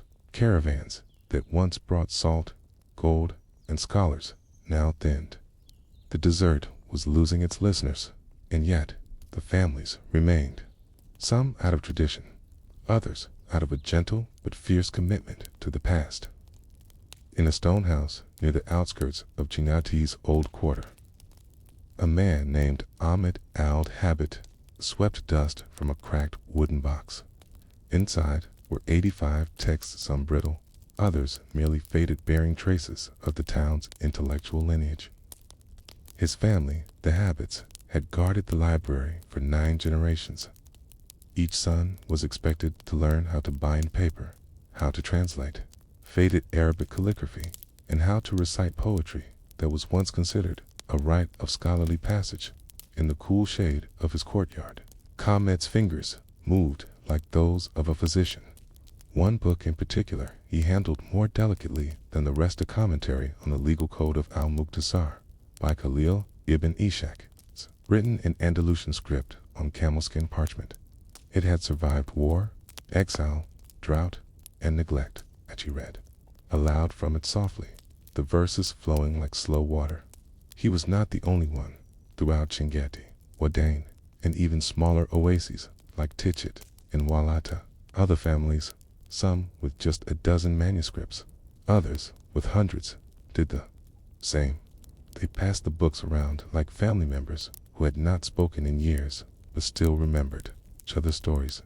The books spoke of astronomy, of how the moon moved against constellations that had since faded from most people's eyes. Others discussed healing herbs, techniques of irrigation, metaphysical debates over the structure of the soul, and minor treatises about etiquette in camel caravans. One text was merely a collection of complaints by a 14th century traveler who couldn't find dates sweet enough in Wadane's markets. Another was an illustrated volume of insects annotated with Arabic names and Quranic references. Much of it was deeply boring, but boring in the way a sleepwalker might find comfort in routines, the predictability of a schedule, the gentle certainty of a daily prayer, the soft hum of knowledge not designed to excite, but to endure. Then, something strange began happening in the 20th century as post-colonial states rose across Africa and European powers receded. Chingeti once again entered the world's field of vision, but not as a center of learning. Instead, it was cast as a curiosity, a lost city buried by time. Western reporters and travel writers began describing it in almost fictional terms, emphasizing ruins and mystique over substance. It's a city of libraries, one headline declared. Another called it the desert's last whisper. Some of this attention was helpful. Aid money trickled in to help build basic infrastructure. Cultural preservationists offered grants to protect manuscripts, but the framing was always off. It wasn't a forgotten treasure. Hey, it was a place where people had never stopped remembering. A French scholar named Sophie Kell visited in the 1980s. She stayed for 3 weeks and recorded over 600 titles cataloged by local families, including many previously thought lost to history. In her notes, she wrote, "They do not need us to preserve these books. They have been preserving them for centuries. What they need is for us to stop treating them as relics and instead recognize that these libraries are still speaking. We are just not listening in the right tone." Her observations were poignant, but largely ignored. In a country facing economic hardship, rising desertification, and limited infrastructure, it's a question of what to do with 3,000-year-old legal manuscripts. Took a backseat to food prices and water shortages. Still, the libraries did not vanish. In 1996, a violent sandstorm blanketed large portions of Chingeti. Some rooms filled with so much sand that entire doorways disappeared. But in the aftermath, as roofs were cleared and doorsteps dug out, the manuscripts emerged with only superficial damage. Goats, once blamed for chewing on ancient paper, were now curiously spared blame. One family even claimed their goat had unintentionally uncovered a buried book. The line between myth and memory had always been thin in these towns, but unlike the stories of Atlantis or El Dorado, the stone libraries were real. You could walk into them unannounced, and an old man might greet you with tea. Then slowly place a book in your hands and say, "Read this before it forgets you." In the modern era, something else shifted. Digital preservation. Scholars and NGOs began scanning manuscripts, thousands of them, to preserve their content in digital archives. But here, too, a quiet conflict arose. While grateful for the support, some families hesitated to let foreigners remove or even photograph the manuscripts. "They must be touched," one elder said. "Otherwise, they lose their breath." He did not mean it metaphorically. The people of Chingati believed, and still believe, that manuscripts carry Baraka's spiritual blessing. Not in a superstitious way, but in the sense that knowledge carries ethical weight. To hold a book was not just to learn from it, but to inherit its responsibilities. And so, the desert winds blow on, carving their slow edicts into the bones of the Sahara. The towns of the Erasure Plateau continue to shrink in population, but the libraries remain, some buried, others barely protected by clay walls, and yet others maintained in renovated rooms with electricity and dehumidifiers, often powered by modest solar panels. Tourists sometimes come, eager to see a lost world. They take pictures, post them, leave. But for those who stay, descendants of scholars, herders who remember verses, children learning how to bind palm leaves with thread made from camel sinew, the libraries are not about the past. They are about slowness, about preservation in a world obsessed with speed, about remembering how people lived, not in grand palaces, but in rooms with stone shelves and sand floors, whispering to books by candlelight. As the 21st century deepens, more of the world forgets the names of these towns, but somewhere in Wadang, a woman teaches her daughter how to read Kufic script on a piece of parchment older than most nations. In Walata, a man files down cedar bark to create a book cover that smells faintly of wind and time. In Chinyati, the call to prayer still sounds like it did in the 13th century. And afterward, someone always sits alone in a corner room, turning a page slowly, like stirring the air before sleep. Perhaps the greatest question is not why these libraries were built, or even how they survived, but why we stopped believing that such quiet labor mattered. There are places in the world where stars seem to hover just above your breath, where the horizon disappears and night doesn't arrive and unveils itself. In such places, maps were not made for soldiers or ships, but for shepherds, storytellers, and men with eyes that had memorized the trembling of a constellation long before it had a name. One of those places was Timbuktu, and one of those men was Al-Fulani Al-Qasina.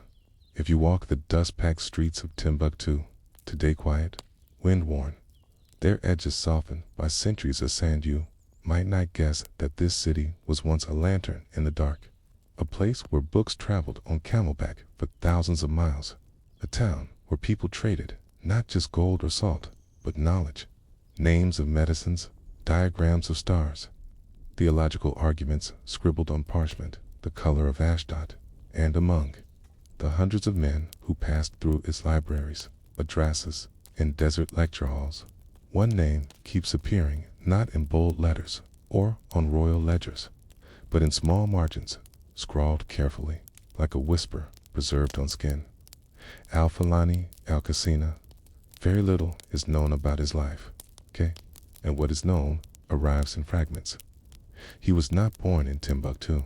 His origins were in Katsina, a northern city in present-day Nigeria, itself a center of Islamic scholarship during the medieval period.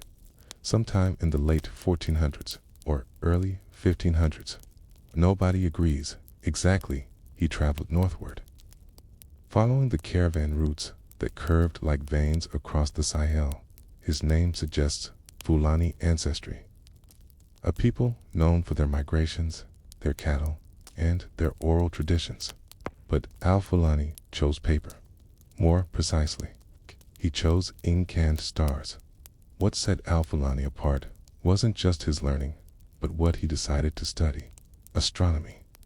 Not astrology, not cosmology, but the precise observation of celestial bodies, tracking the movement of planets, measuring the arc of the sun at solstice, calculating how long it took the moon to pass from crescent to full. He was not alone in this interest. Islamic scholars had been contributing to astronomical knowledge for centuries. From Baghdad to Cairo to Fez, they built observatories and copied Greek and Persian texts, refining them with empirical observations. But Timbuktu was not Baghdad. It had no grand observatories, no sultans commissioning star charts, but it had were skies clearer and darker than most on earth. It also had paper, imported at great cost, often from Italy, carried in bundles through the desert on camelback. And it had ink made from crushed minerals, charcoal, and acacia gum. Al-Fulani used both sparingly. His surviving manuscripts are not lavish. They are precise, carefully annotated. lacking illustrations, but filled with small diagrams of moons, arc, a planetary alignment, a date scribbled in both the Hydri calendar and the Julian one, as if anticipating cross-cultural readers. One of his most referenced manuscripts was titled Rislah F. al-Falak, Treatise on the Heavens. Not a particularly original name, but within it lies something rare, a record of skywatching in West Africa, rooted not in Greek theory, but in African soil. Al-Falani noted seasonal star positions as they appeared above the Saharan sky. He mentioned when herders began to move southward and how the setting of certain constellations marked planting seasons. He did not just describe stars, describe how people lived under them. A passage reads, "When the Pleiades are no longer seen, the Pleiades are no longer seen, the cattle are moved to the southern grasses. When they return, the rivers swell. In these weeks, traders arrive, for they say salt rides best under Scorpio." Simple, observational, boring to some, but to others proof that astronomy was not owned by one culture, one empire, or one language. For centuries, the existence of astronomers in medieval Africa was doubted. Western historians argued that such knowledge was imported, absorbed secondhand from Arab or European texts. But Al-Falani's writing suggested otherwise. He was not repeating others. He was recording what he saw. His star tables showed deviations from classical values, slight differences in timing and angle, most likely the result of measuring from a different latitude than Baghdad or Cordoba, but they show something else: accuracy, a commitment to empirical verification. T was not a philosopher of the heavens. He was a measurer, and what makes his work quietly astonishing is its humility. Al-Falani never claims discovery. He often ends entries with phrases like, "and God knows better," or "may correction come from one wiser." There is no fame-seeking, no effort to carve his name into history, yet somehow that restraint allowed his manuscripts to survive, because they were passed from teacher to student, not locked away in palaces. In the 18th century, long after Al-Falani's death, one of his texts was found in a small madrasa in Jen, nearly 500 kilometers south of Timbuktu. A scholar named Ahmed Baba Ibn Umar noted in the margins, "The author was careful. He observed 4 seasons, not weeks. I trust his alignments more than the Spanish ones. His stars belong to our sky." That manuscript lies in a protective case in a small library in Timbuktu, or at least it did. In 2012, during the Islamist occupation of northern Mali, many of Timbuktu's libraries came under threat. Fearing destruction, librarians and citizens smuggled out thousands of manuscripts, some hidden in metal chests, others inside trucks carrying onions or rice. Al-Falani's work was among those saved. Now, some of his texts reside in Bamako. Others have been digitized by preservation projects. Most remain where they were meant to be, on shelves, covered in linen, guarded by families who still believe that knowledge, no matter how old, must be preserved by hand. But why did Al-Falani write these things? He had no telescope, no European patron, no printing press to spread his name. He likely worked by oil lamp, copying diagrams by moonlight. He might have taught a dozen students in his life. His books were not translated. He died before Galileo was born. And yet, in a time and place rarely mentioned in global histories of science, he chose to measure the sky, and in doing so, he left behind something more enduring than reputation: calibration, the human act of checking the world against itself, looking up, and then down, and then up again, till what is distant becomes familiar. Perhaps the real mystery is not how such scholars emerged in West Africa, but why we took so long to recognize them. As you drift into sleep, imagine this: a man with no name on record sits beneath a sky that does not change. He holds a small instrument, perhaps a wooden astrolabe band, marks the horizon.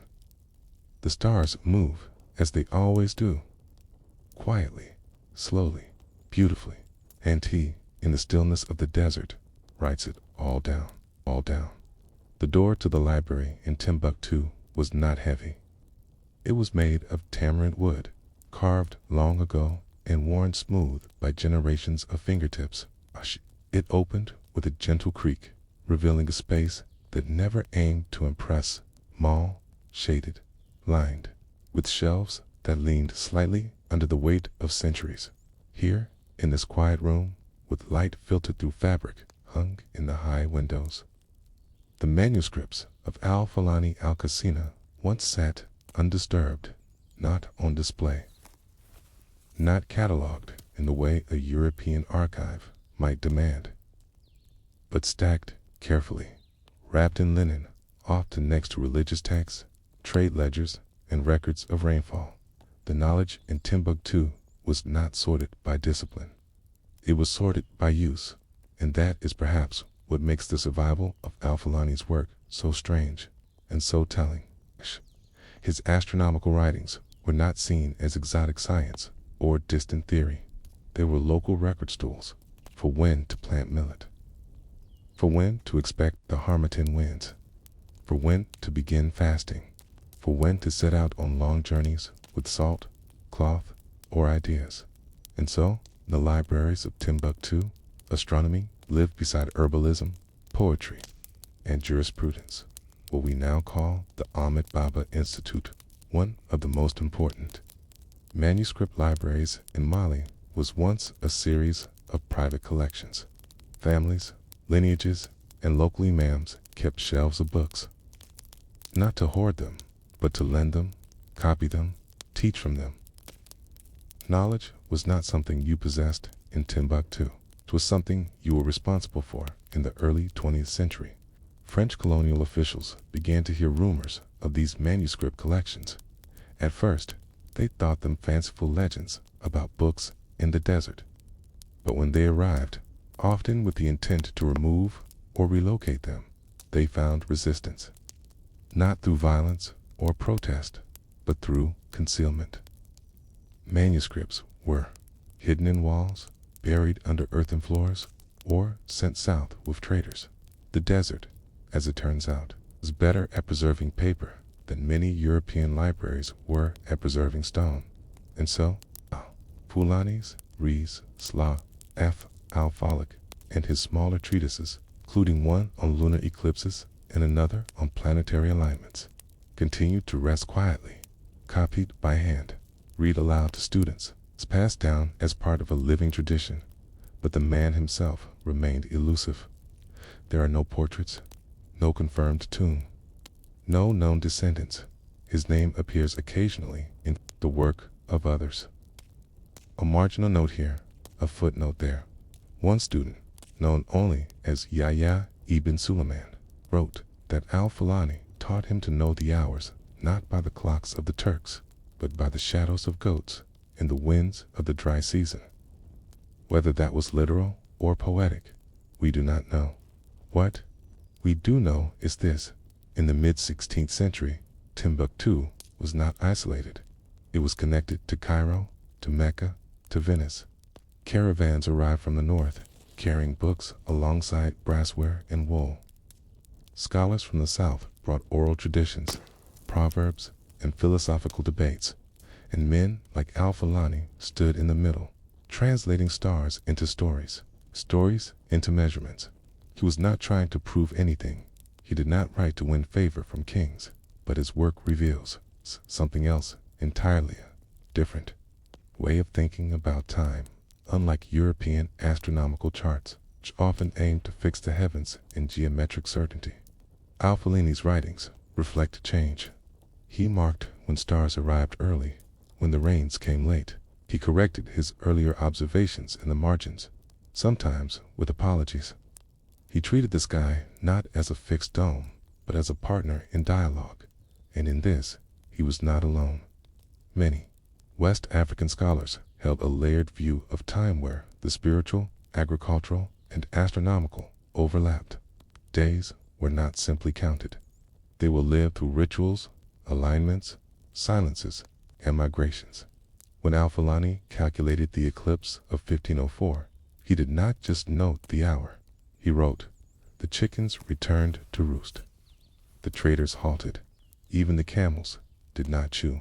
That small detail, likely observed from a rooftop or dune, tells us more than any equation. It tells us that the stars mattered because people responded.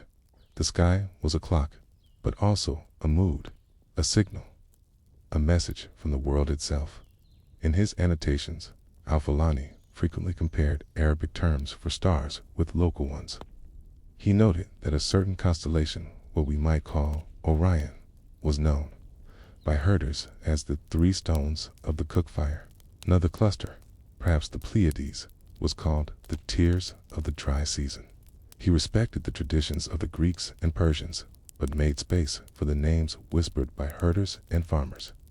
He was, in this way, both archivist and bridge dot, and in time.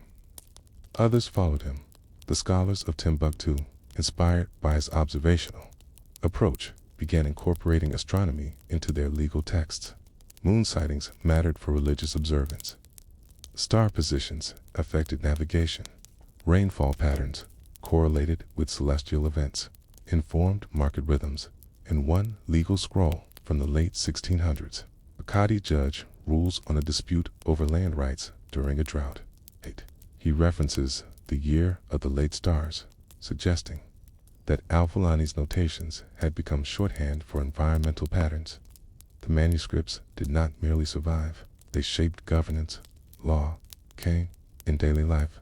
But the world was changing. By the 18th and 19th centuries, the trans-Saharan trade routes began to wither. Coastal colonies drew commerce away from the desert interior. European models of astronomy, carried in printed volumes, began to supplant the older traditions. Telescopes replaced astrolabes. French schools replaced madrasas. The knowledge Al-Fulani helped build was set aside not because it was wrong, but because it was rooted in a world no longer recognized. Still, his work never vanished, even during the colonization of Mali. Local families protected their manuscripts. During the wars of the 20th century, they buried them beneath floors. In 2012, when Islamist militants threatened Timbuktu, librarians again carried the books out by donkey cart, by canoe, by foot. Al-Fulani's ink, faded but still legible, traveled south once more. Today, a handful of his pages are being digitized, scanned by cautious fingers, tagged with metadata, translated into academic papers. Few will read, but the manuscripts themselves. They remain in Timbuktu, Bamako, Jen still wrapped in cloth, still pulled from shelves when a question needs answering, and sometimes in those libraries. The curators read aloud, a line from Al-Fulani, soft as it ever was. When the shadow reaches the broken stone, the sun will begin its return. Simple, measured, true. He did not seek applause. The key did not expect anyone to remember him, but he looked up, he measured, he wrote it down, and that, in the long silence of the desert, was enough, was enough. You're still in the dust-off streets of Timbuktu. The sun hangs lower now, casting long shadows across sandstone courtyards and carved wooden doors. The wind carries sand in lazy, whispered gusts.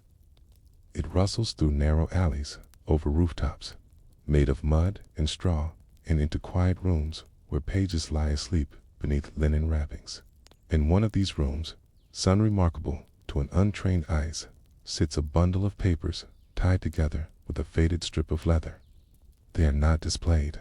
They are not sealed in glass. They rest patiently among hundreds of others. You wouldn't know unless you were told that these were once drawn by a man who charted stars without a telescope. His name, once again, was Al-Fulani Al-Qasina, and though little survives about his life, what endures is the long shadow he cast, quiet, slow, but unmistakable in the manuscripts and minds of the scholars who came after. As Europe tumbled through, Renaissance revolutions, and the Ottoman Empire etched its way across continents. West Africa was engaged in its own methodical accumulation of thought. It didn't unfold in grand observatories or sprawling universities. It moved in manuscripts, in teacher-student lineages, and in notations made at the edge of trade routes. These were the places where Avellini's work lived on, after his death, its exact date unknown. But presumed to be sometime in the early 16th century, his papers circulated quietly through the network of scholars who traded not gold, not salt, but knowledge. It's said that his star tables made their way to Kano Gal, and even as far as Tripoli.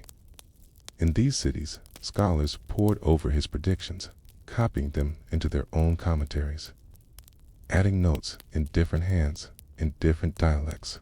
One particular copy found in the 19th century bore a curious annotation, written in a Jami Arabic script used to write African languages. The note, written in full-filed, reads, "His stars are ours. We have tested them for planting, for fasting, for watching the rains. They are mostly true, and when they are not, he has admitted as much." It's the last part, "he has admitted as much," tells you something deeper. It tells you that Al-Fulani's writings were not seen as sacred pronouncements, but as observations open to review, correction, and even gentle contradiction. In that way, the legacy of his science was democratic. It lived by being used, not preserved, and it endured, not because it was dramatic or revolutionary, but because it was quietly reliable across West Africa. The tradition of observational astronomy grew alongside Islamic jurisprudence and local calendars. The alignment of the crescent moon for Ramadan, the timing of rainfall prayers, and even the dating of regional festivals often relied on night sky observations. This was a form of applied science that did not require courts or observatories. It required only attention, patience, and a view of the heavens. In this tradition, Al-Fulani's methods remained useful for centuries. A scribe from Jen wrote, in a record dated around 1760, "When we look to the west and count the stars above the evening smoke, we remembered the numbers Al-Fulani used for the late wind." He was not wrong. The late wind, known locally as Saharu, was associated with the last cool breath of night before dawn. Traders and farmers alike would time their activities around its appearance, using stars as rough markers. Al-Fulani's contribution was not in discovering this wind, but in giving it rhythm, a chartable, repeatable rhythm that others could verify. Meanwhile, in the margins of legal texts across the region, scholars continued to reference his observations, not because they were sensational, but because they worked. But time is patient, and so is erosion by the 19th century. Colonial administrators, especially French officers stationed in West Africa, began dismantling these quiet networks. They opened Western-style schools, imposed new calendars, and taught astronomy not through observation, but through textbooks shipped from Paris. In this transition, thousands of manuscripts were dismissed as irrelevant or mythical, were burned, others were sent to Europe and never returned. Many were simply forgotten, buried under bureaucracy and indifference. Yet again, as it had done before, the knowledge retreated. This time, it was not into the margins of society, but into literal hiding places. Mud walls, underground vaults, clay jars. Entire libraries disappeared from public life, not out of fear, but out of care. The descendants of the old manuscript keepers knew that this wave would pass. They knew that knowledge did not vanish just because it was no longer fashionable, and so, like desert tortoises withdrawing into their shells, the manuscripts were stored, hidden, preserved, and Al-Fulani's quiet charts of eclipses and alignments slept again. Then, in the early 21st century, the world turned its gaze back to Timbuktu. Armed conflict in Mali in 2012 threatened the survival of centuries of knowledge. Islamist militants occupying parts of northern Mali began destroying shrines and threatening libraries. What followed was one of the most remarkable acts of intellectual preservation in modern history. Librarians, families, and volunteers formed human chains. Manuscripts were wrapped in cloth, placed in chests, hidden beneath bags of rice, and smuggled out by boat, donkey, and motorcycle. Over 350,000 pages were rescued, including works in astronomy, medicine, poetry, and law. Among them, several texts bearing the name Al-Fulani Al-Katsina. His diagrams, hand-drawn and ringed with annotations, resurfaced, faded, but intact, in a scanned image, now archived in digital format. You can see one of his tables, a grid of lunar positions, drawn with a reed pen. There are mistakes, corrections, and side notes in different inks. It is not polished. It is not ornate, but it is real living record of a man who looked up at the stars and chose to write what he saw in the quiet work of preservation. A new generation of scholars, both African and international, began to understand what had been lost and what had quietly endured. Today, at research centers in Bamako and elsewhere, these manuscripts are being digitized. But it's a slow process. Many are fragile. Some are charred. Some have no clear author or were passed through so many hands that attribution is impossible. Still, each one is a story, not of conquests or kings, but of watching, recording, adapting. What Al-Fulani Al-Katsina left behind is not just a contribution to astronomy. It is a model of intellectual humility and science, rooted in experience, aware of its limits, and generous in its sharing. He never claimed to explain the heavens. He only tried to understand them, and that understanding passed from teacher to student, from father to son, from scribe to traveler, has endured, not because it was grand, but because it was useful, because it made life in a harsh and changing world just a little more predictable. In the end, this cartographer of forgotten stars was not forgotten. He was remembered in shadows, in whispers, in footnotes, and that, perhaps, is the kind of immortality that matters most, because stars fade and pages crumble, but a method, a habit of observation, a willingness to say, I do not know, but I am watching, that survives, especially in the quiet places where men once knelt in sand to trace the curve of Saturn with their finger, where goats grazed beneath stars named not by emperors but by herdsmen, where the sky was never a mystery to be solved, but a pattern to be lived. And so the work continues, softly, quietly, as always. When you think of ancient civilizations, your mind likely wanders toward the dusty grandeur of Egypt's pyramids or the fallen marble columns of Rome. But there is another river, a quieter one, perhaps, in your imagination. The Nile continues southward, past Cairo, beyond Luxor, through cataracts and rocky cliffs, until it reaches a stretch of land long overlooked by historians and empires alike.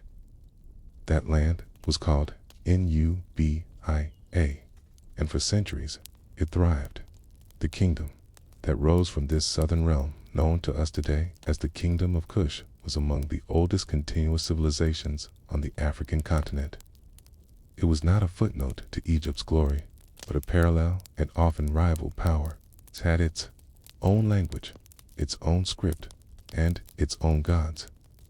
It had pyramids smaller and steeper than Egypt's, but far more numerous, and for a brief but significant moment. Nubia did not just imitate Egypt, it conquered it. Yet, today, when we walk through museums or open school books, Nubia is almost invisible. Who chose to forget it? The story begins with geography. The Nile, as you know, is a long and stubborn river. It does not flow in straight lines, twists, turns, and pushes its way northward, breaking across granite rocks and dry plateaus. The section of the Nile that flows through Nubia is punctuated by 6 cataract stretches of rapids and rocky shallows that made navigation difficult, but not impossible. To the ancient Egyptians, this region marked the southern edge of their known world. They called it Taseti, the land of the bow. Nubians were famed as archers, and for centuries, Egyptian kings both feared and admired them. Reliefs carved in stone show Egyptian pharaohs standing beside Nubian emissaries or battling Nubian tribes. The relationship was complex. Trade, conflict, tribute, assimilation all flowed both ways. But Nubia was more than just a frontier. By the time the Old Kingdom was rising in Egypt to around 2700 BC, in Nubia was already home to fortified settlements and royal tombs. The earliest major Nubian culture, known as the A group, flourished along the Nile's banks, building tumuli earthen burial mounds with grave goods as rich and diverse as their neighbors to the north. Later, during Egypt's Middle Kingdom, the Egyptians extended their reach southward, building fortresses to control trade routes and secure gold mines. For a time, Nubia became a kind of colony, but even then, its identity persisted. Its language and related to Egyptian continued to be spoken. Its traditions endured in art, in burial practices, and in oral stories we no longer possess. The rise of the Kingdom of Kush, centered at a city called Napata, changed everything by 1000 BCE. Egypt had entered a period of decline, fractured by internal conflict and foreign invasions. Nubia, however, had unified. From their capital in Napata, Kushite kings consolidated power and revived many of the religious and cultural forms they had long absorbed from Egypt, but on their own terms. Around 750 BCE, a Kushite king named Pi marched north. He did not simply raid Egypt. He conquered it, one by one. He defeated the squabbling rulers of Upper and Lower Egypt. His inscription, still readable today, unusually introspective. Unlike the typical bombast of ancient war records, Pi's texts speak of reverence for temples, of disgust at desecrated altars, and of a desire to restore divine order. He called himself the true son of Amun. By 728 BCE, he had taken control of all Egypt, founding what historians now call the 25th dynasty. This was not a brief interlude. Kushite pharaohs ruled Egypt for nearly a century. They built temples at Karnak, restored monuments across the Nile Valley, and launched public works from Thebes to Tanis. One of their greatest rulers, Taharka, appears in the Bible mentioned as the pharaoh who opposed the Syrian king, Sennacherib. Yet their presence would eventually be wiped clean from many Egyptian records. Why?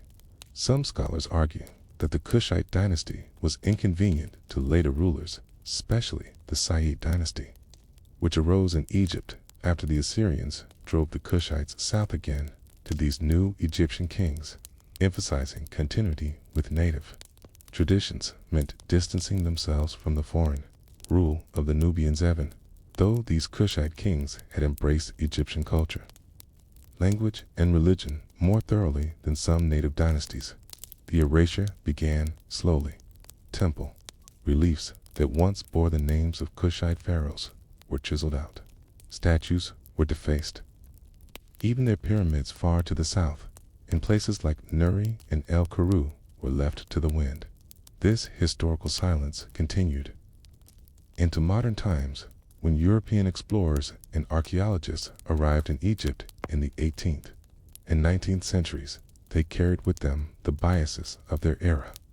To them, Egypt represented civilization, and Nubia, if acknowledged at all, was treated as a backwater.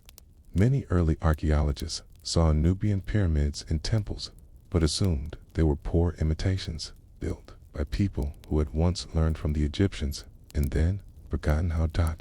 It wasn't until the 20th century that scholars began to reverse this narrative.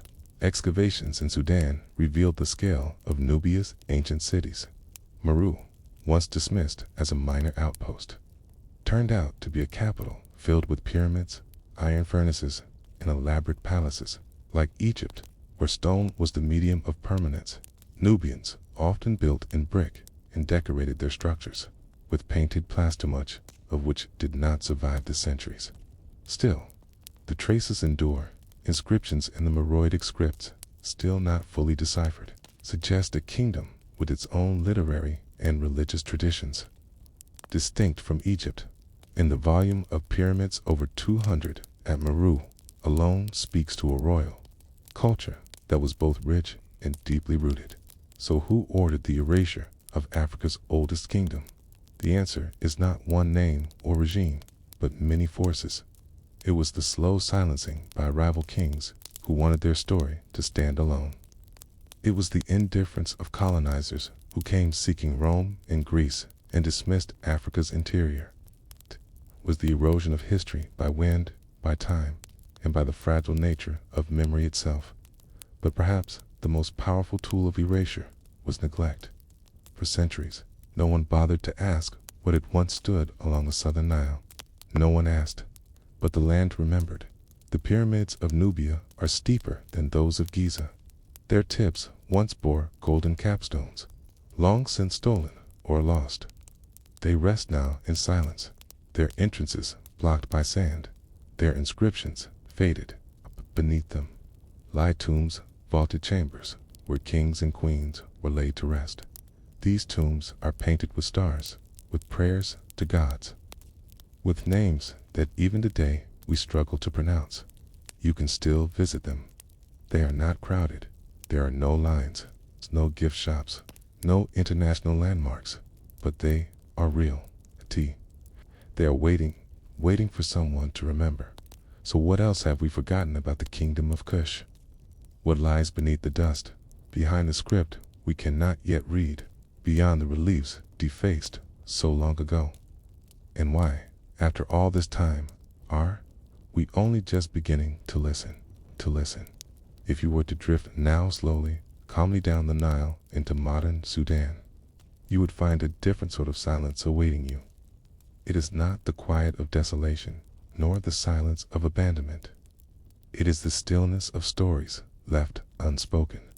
There, in the shadows of the Nubian desert, lie the buried bones of cities once filled with fire, metal, and ceremony. Among them, the ruins of Meru, the iron-hearted capital of the later kingdom of Kush, stretch out along the sands in neat, blocky remnants. And here, far from the noise of pharaohs and pyramids, we begin to understand how much of history is a matter of who gets remembered and who does not. By the 6th century BCE, the center of Nubian power had shifted from Napata, the old royal city near the Fourth Cataract. The rulers of Kush moved their capital further south to Meru. This was not merely a political relocation. It marked the beginning of a cultural transformation. Meru became something distinct from Egypt.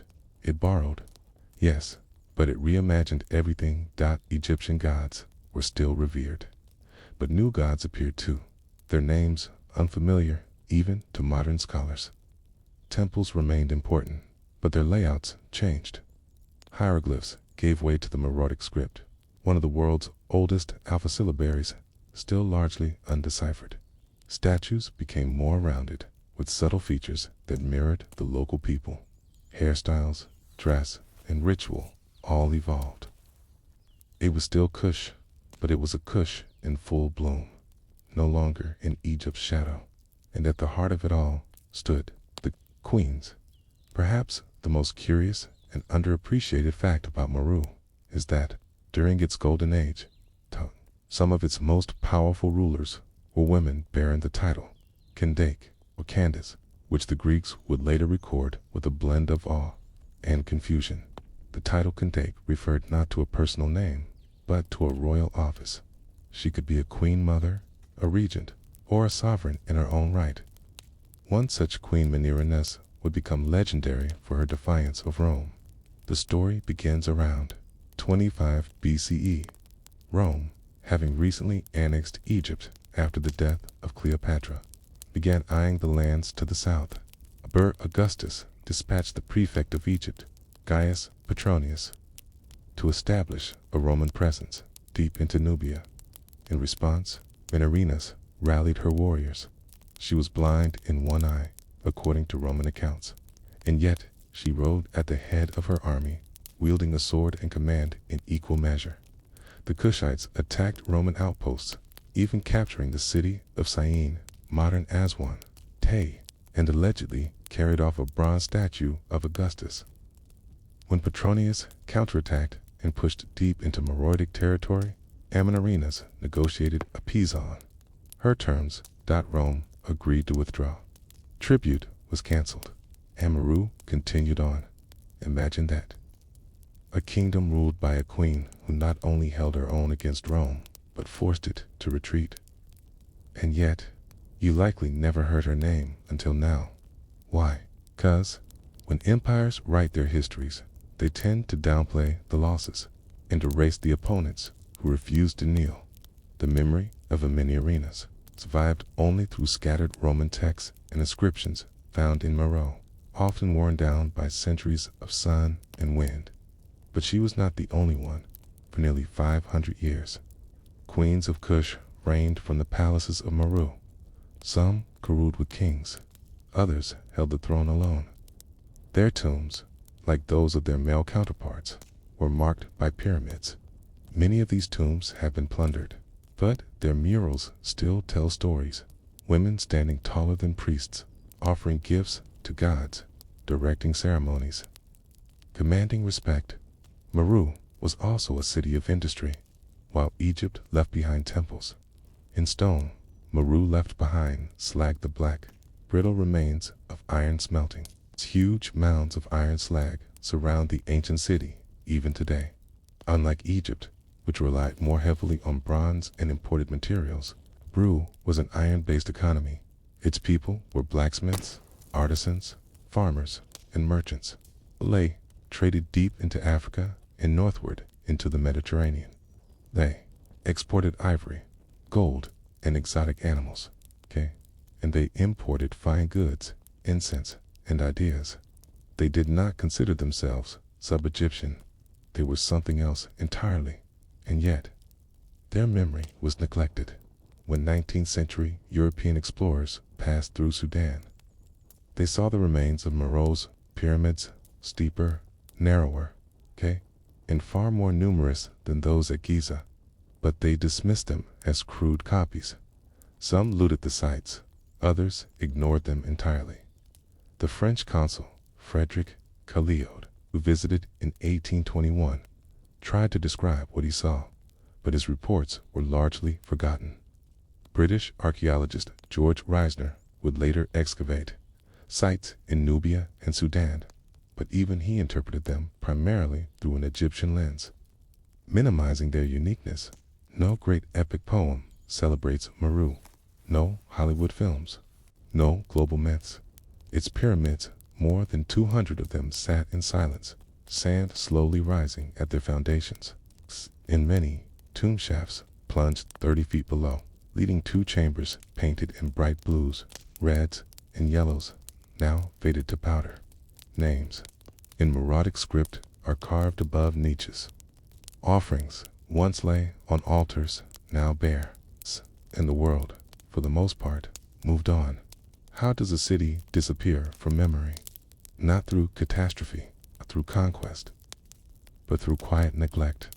The sands of the Nubian desert are patient. They do not hurry, wind by wind. They covered the stones, and while Egypt became a fascination, its mummies wrapped into Western obsession, Meru slipped into oblivion. And yet, beneath it all, the bones of queens remain too. So, too, does a mystery. The Meroitic script, developed around the 2nd century BCE, has never been fully deciphered.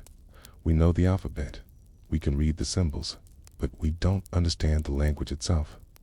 It is like listening to a melody without knowing the words. Why has no one cracked it? Part of the reason is that we have no Meroitic equivalent of the Rosetta Stone bilingual inscription that would allow us to compare known languages side by side. The Meroitic language is also unrelated to any well-documented classical language. It may be connected to modern Nubian dialects or to the Nilo-Saharan language family, but this is still debated. As a result, hundreds of texts remain unread: tomb inscriptions, temple prayers, administrative lists, legal documents. Imagine if one of those inscriptions held the autobiography of Queen Amenorina's, or records of Meroe's laws, or a calendar of its festivals. Perhaps even a history of how the Kushite rulers once held both thrones of the Nile. All this may still exist, but we cannot yet read it. It's not that no one is trying. Linguists, archaeologists, and historians are working quietly, steadily to assemble the pieces, but funding is limited. Political instability and climate make long-term excavation difficult. Global attention is pulled elsewhere. Meanwhile, the desert waits. The ruins of Meru remain accessible today. A few tourists make the journey, crossing the flat golden plains until the blackened spires of the pyramids come into view. They are smaller than Gizeh's, but they are real, and they are numerous. You can walk among them. You can run your fingers along the stone that once sealed the tombs of warrior queens and iron kings. You can stand beneath the carved lintels and look down into the burial shafts, where offerings of dates, bread, and wine once marked a sacred farewell. There are no crowds, no ticket booths, just silence, and the soft, low wind. So who erased this kingdom? Perhaps no one deliberately did. Perhaps history just blinked out, or perhaps someone decided the world wasn't ready for a civilization that rewrote the rules, where black queens ruled empires, where iron was forged in furnaces deep in Africa's heart, where pyramids stretched not northward toward Giza, but southward into forgotten sands. And if the world wasn't ready to remember, then the land decided to wait. But now that you've heard their names, Manishe Kito, Shnakta Kitu, may wonder how many more stories lie buried beneath the sand, waiting for someone to remember. And what else might still be hidden in a script we've yet to understand? The sun rises slowly over the river against rays, brushing against weathered pyramids and distant acacia trees.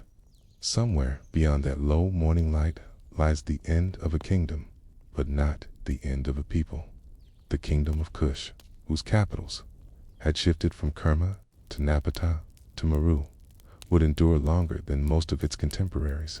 The Roman Empire burned with its internal contradictions, and the Western world splintered into feudal fragments. Nubia still stood firm, but empires age, just as cities do, and even a kingdom forged in iron begins to rust in time. By the early 4th century CE, Meroe's influence had begun to wane. There was no single event, no cataclysmic collapse, but rather a series of subtle, accumulative forces. Trade routes shifted, rivals to the south and east grew bolder. The once thriving metallurgical industry slowed, perhaps due to environmental depletion or overuse of local wood for fuel. And then there was Axum, the kingdom of Axum, located in what is now Ethiopia and Eritrea, rose rapidly during this time. With its coinage, monumental, steely, and early conversion to Christianity, Axum became a regional power. It began expanding northward into Nubian territory, first through influence, then through force. By around 350 CE, King Azana of Axum claimed to have defeated the Nubia, which many scholars believe referred to Meru. If this claim was accurate, it marked the final extinguishing of the Kushite state. But the story didn't end there, because, even in decline, Nubia adapted. In the centuries that followed, 3 new Nubian kingdoms would rise along the Nile: Nubasha, Mercuria, and Alodia. These were Christian kingdoms formed in the wake of Byzantine and Coptic influence. After Christian missionaries reached the region in the 6th century, these kingdoms preserved writing, religion, and architectural traditions of both Egyptian and Meroitic heritage. In Dongla, capital of Makuria, Archaeologists have found cathedrals with high arches and frescoes of saints and angels with Nubian features. These depictions, so rare in Christian art of the era, suggest a confidence and autonomy in how these kingdoms envisioned themselves. In fact, Mercuria managed something few others could claim. It stopped an Arab invasion in 651 to 652 CE, less than 2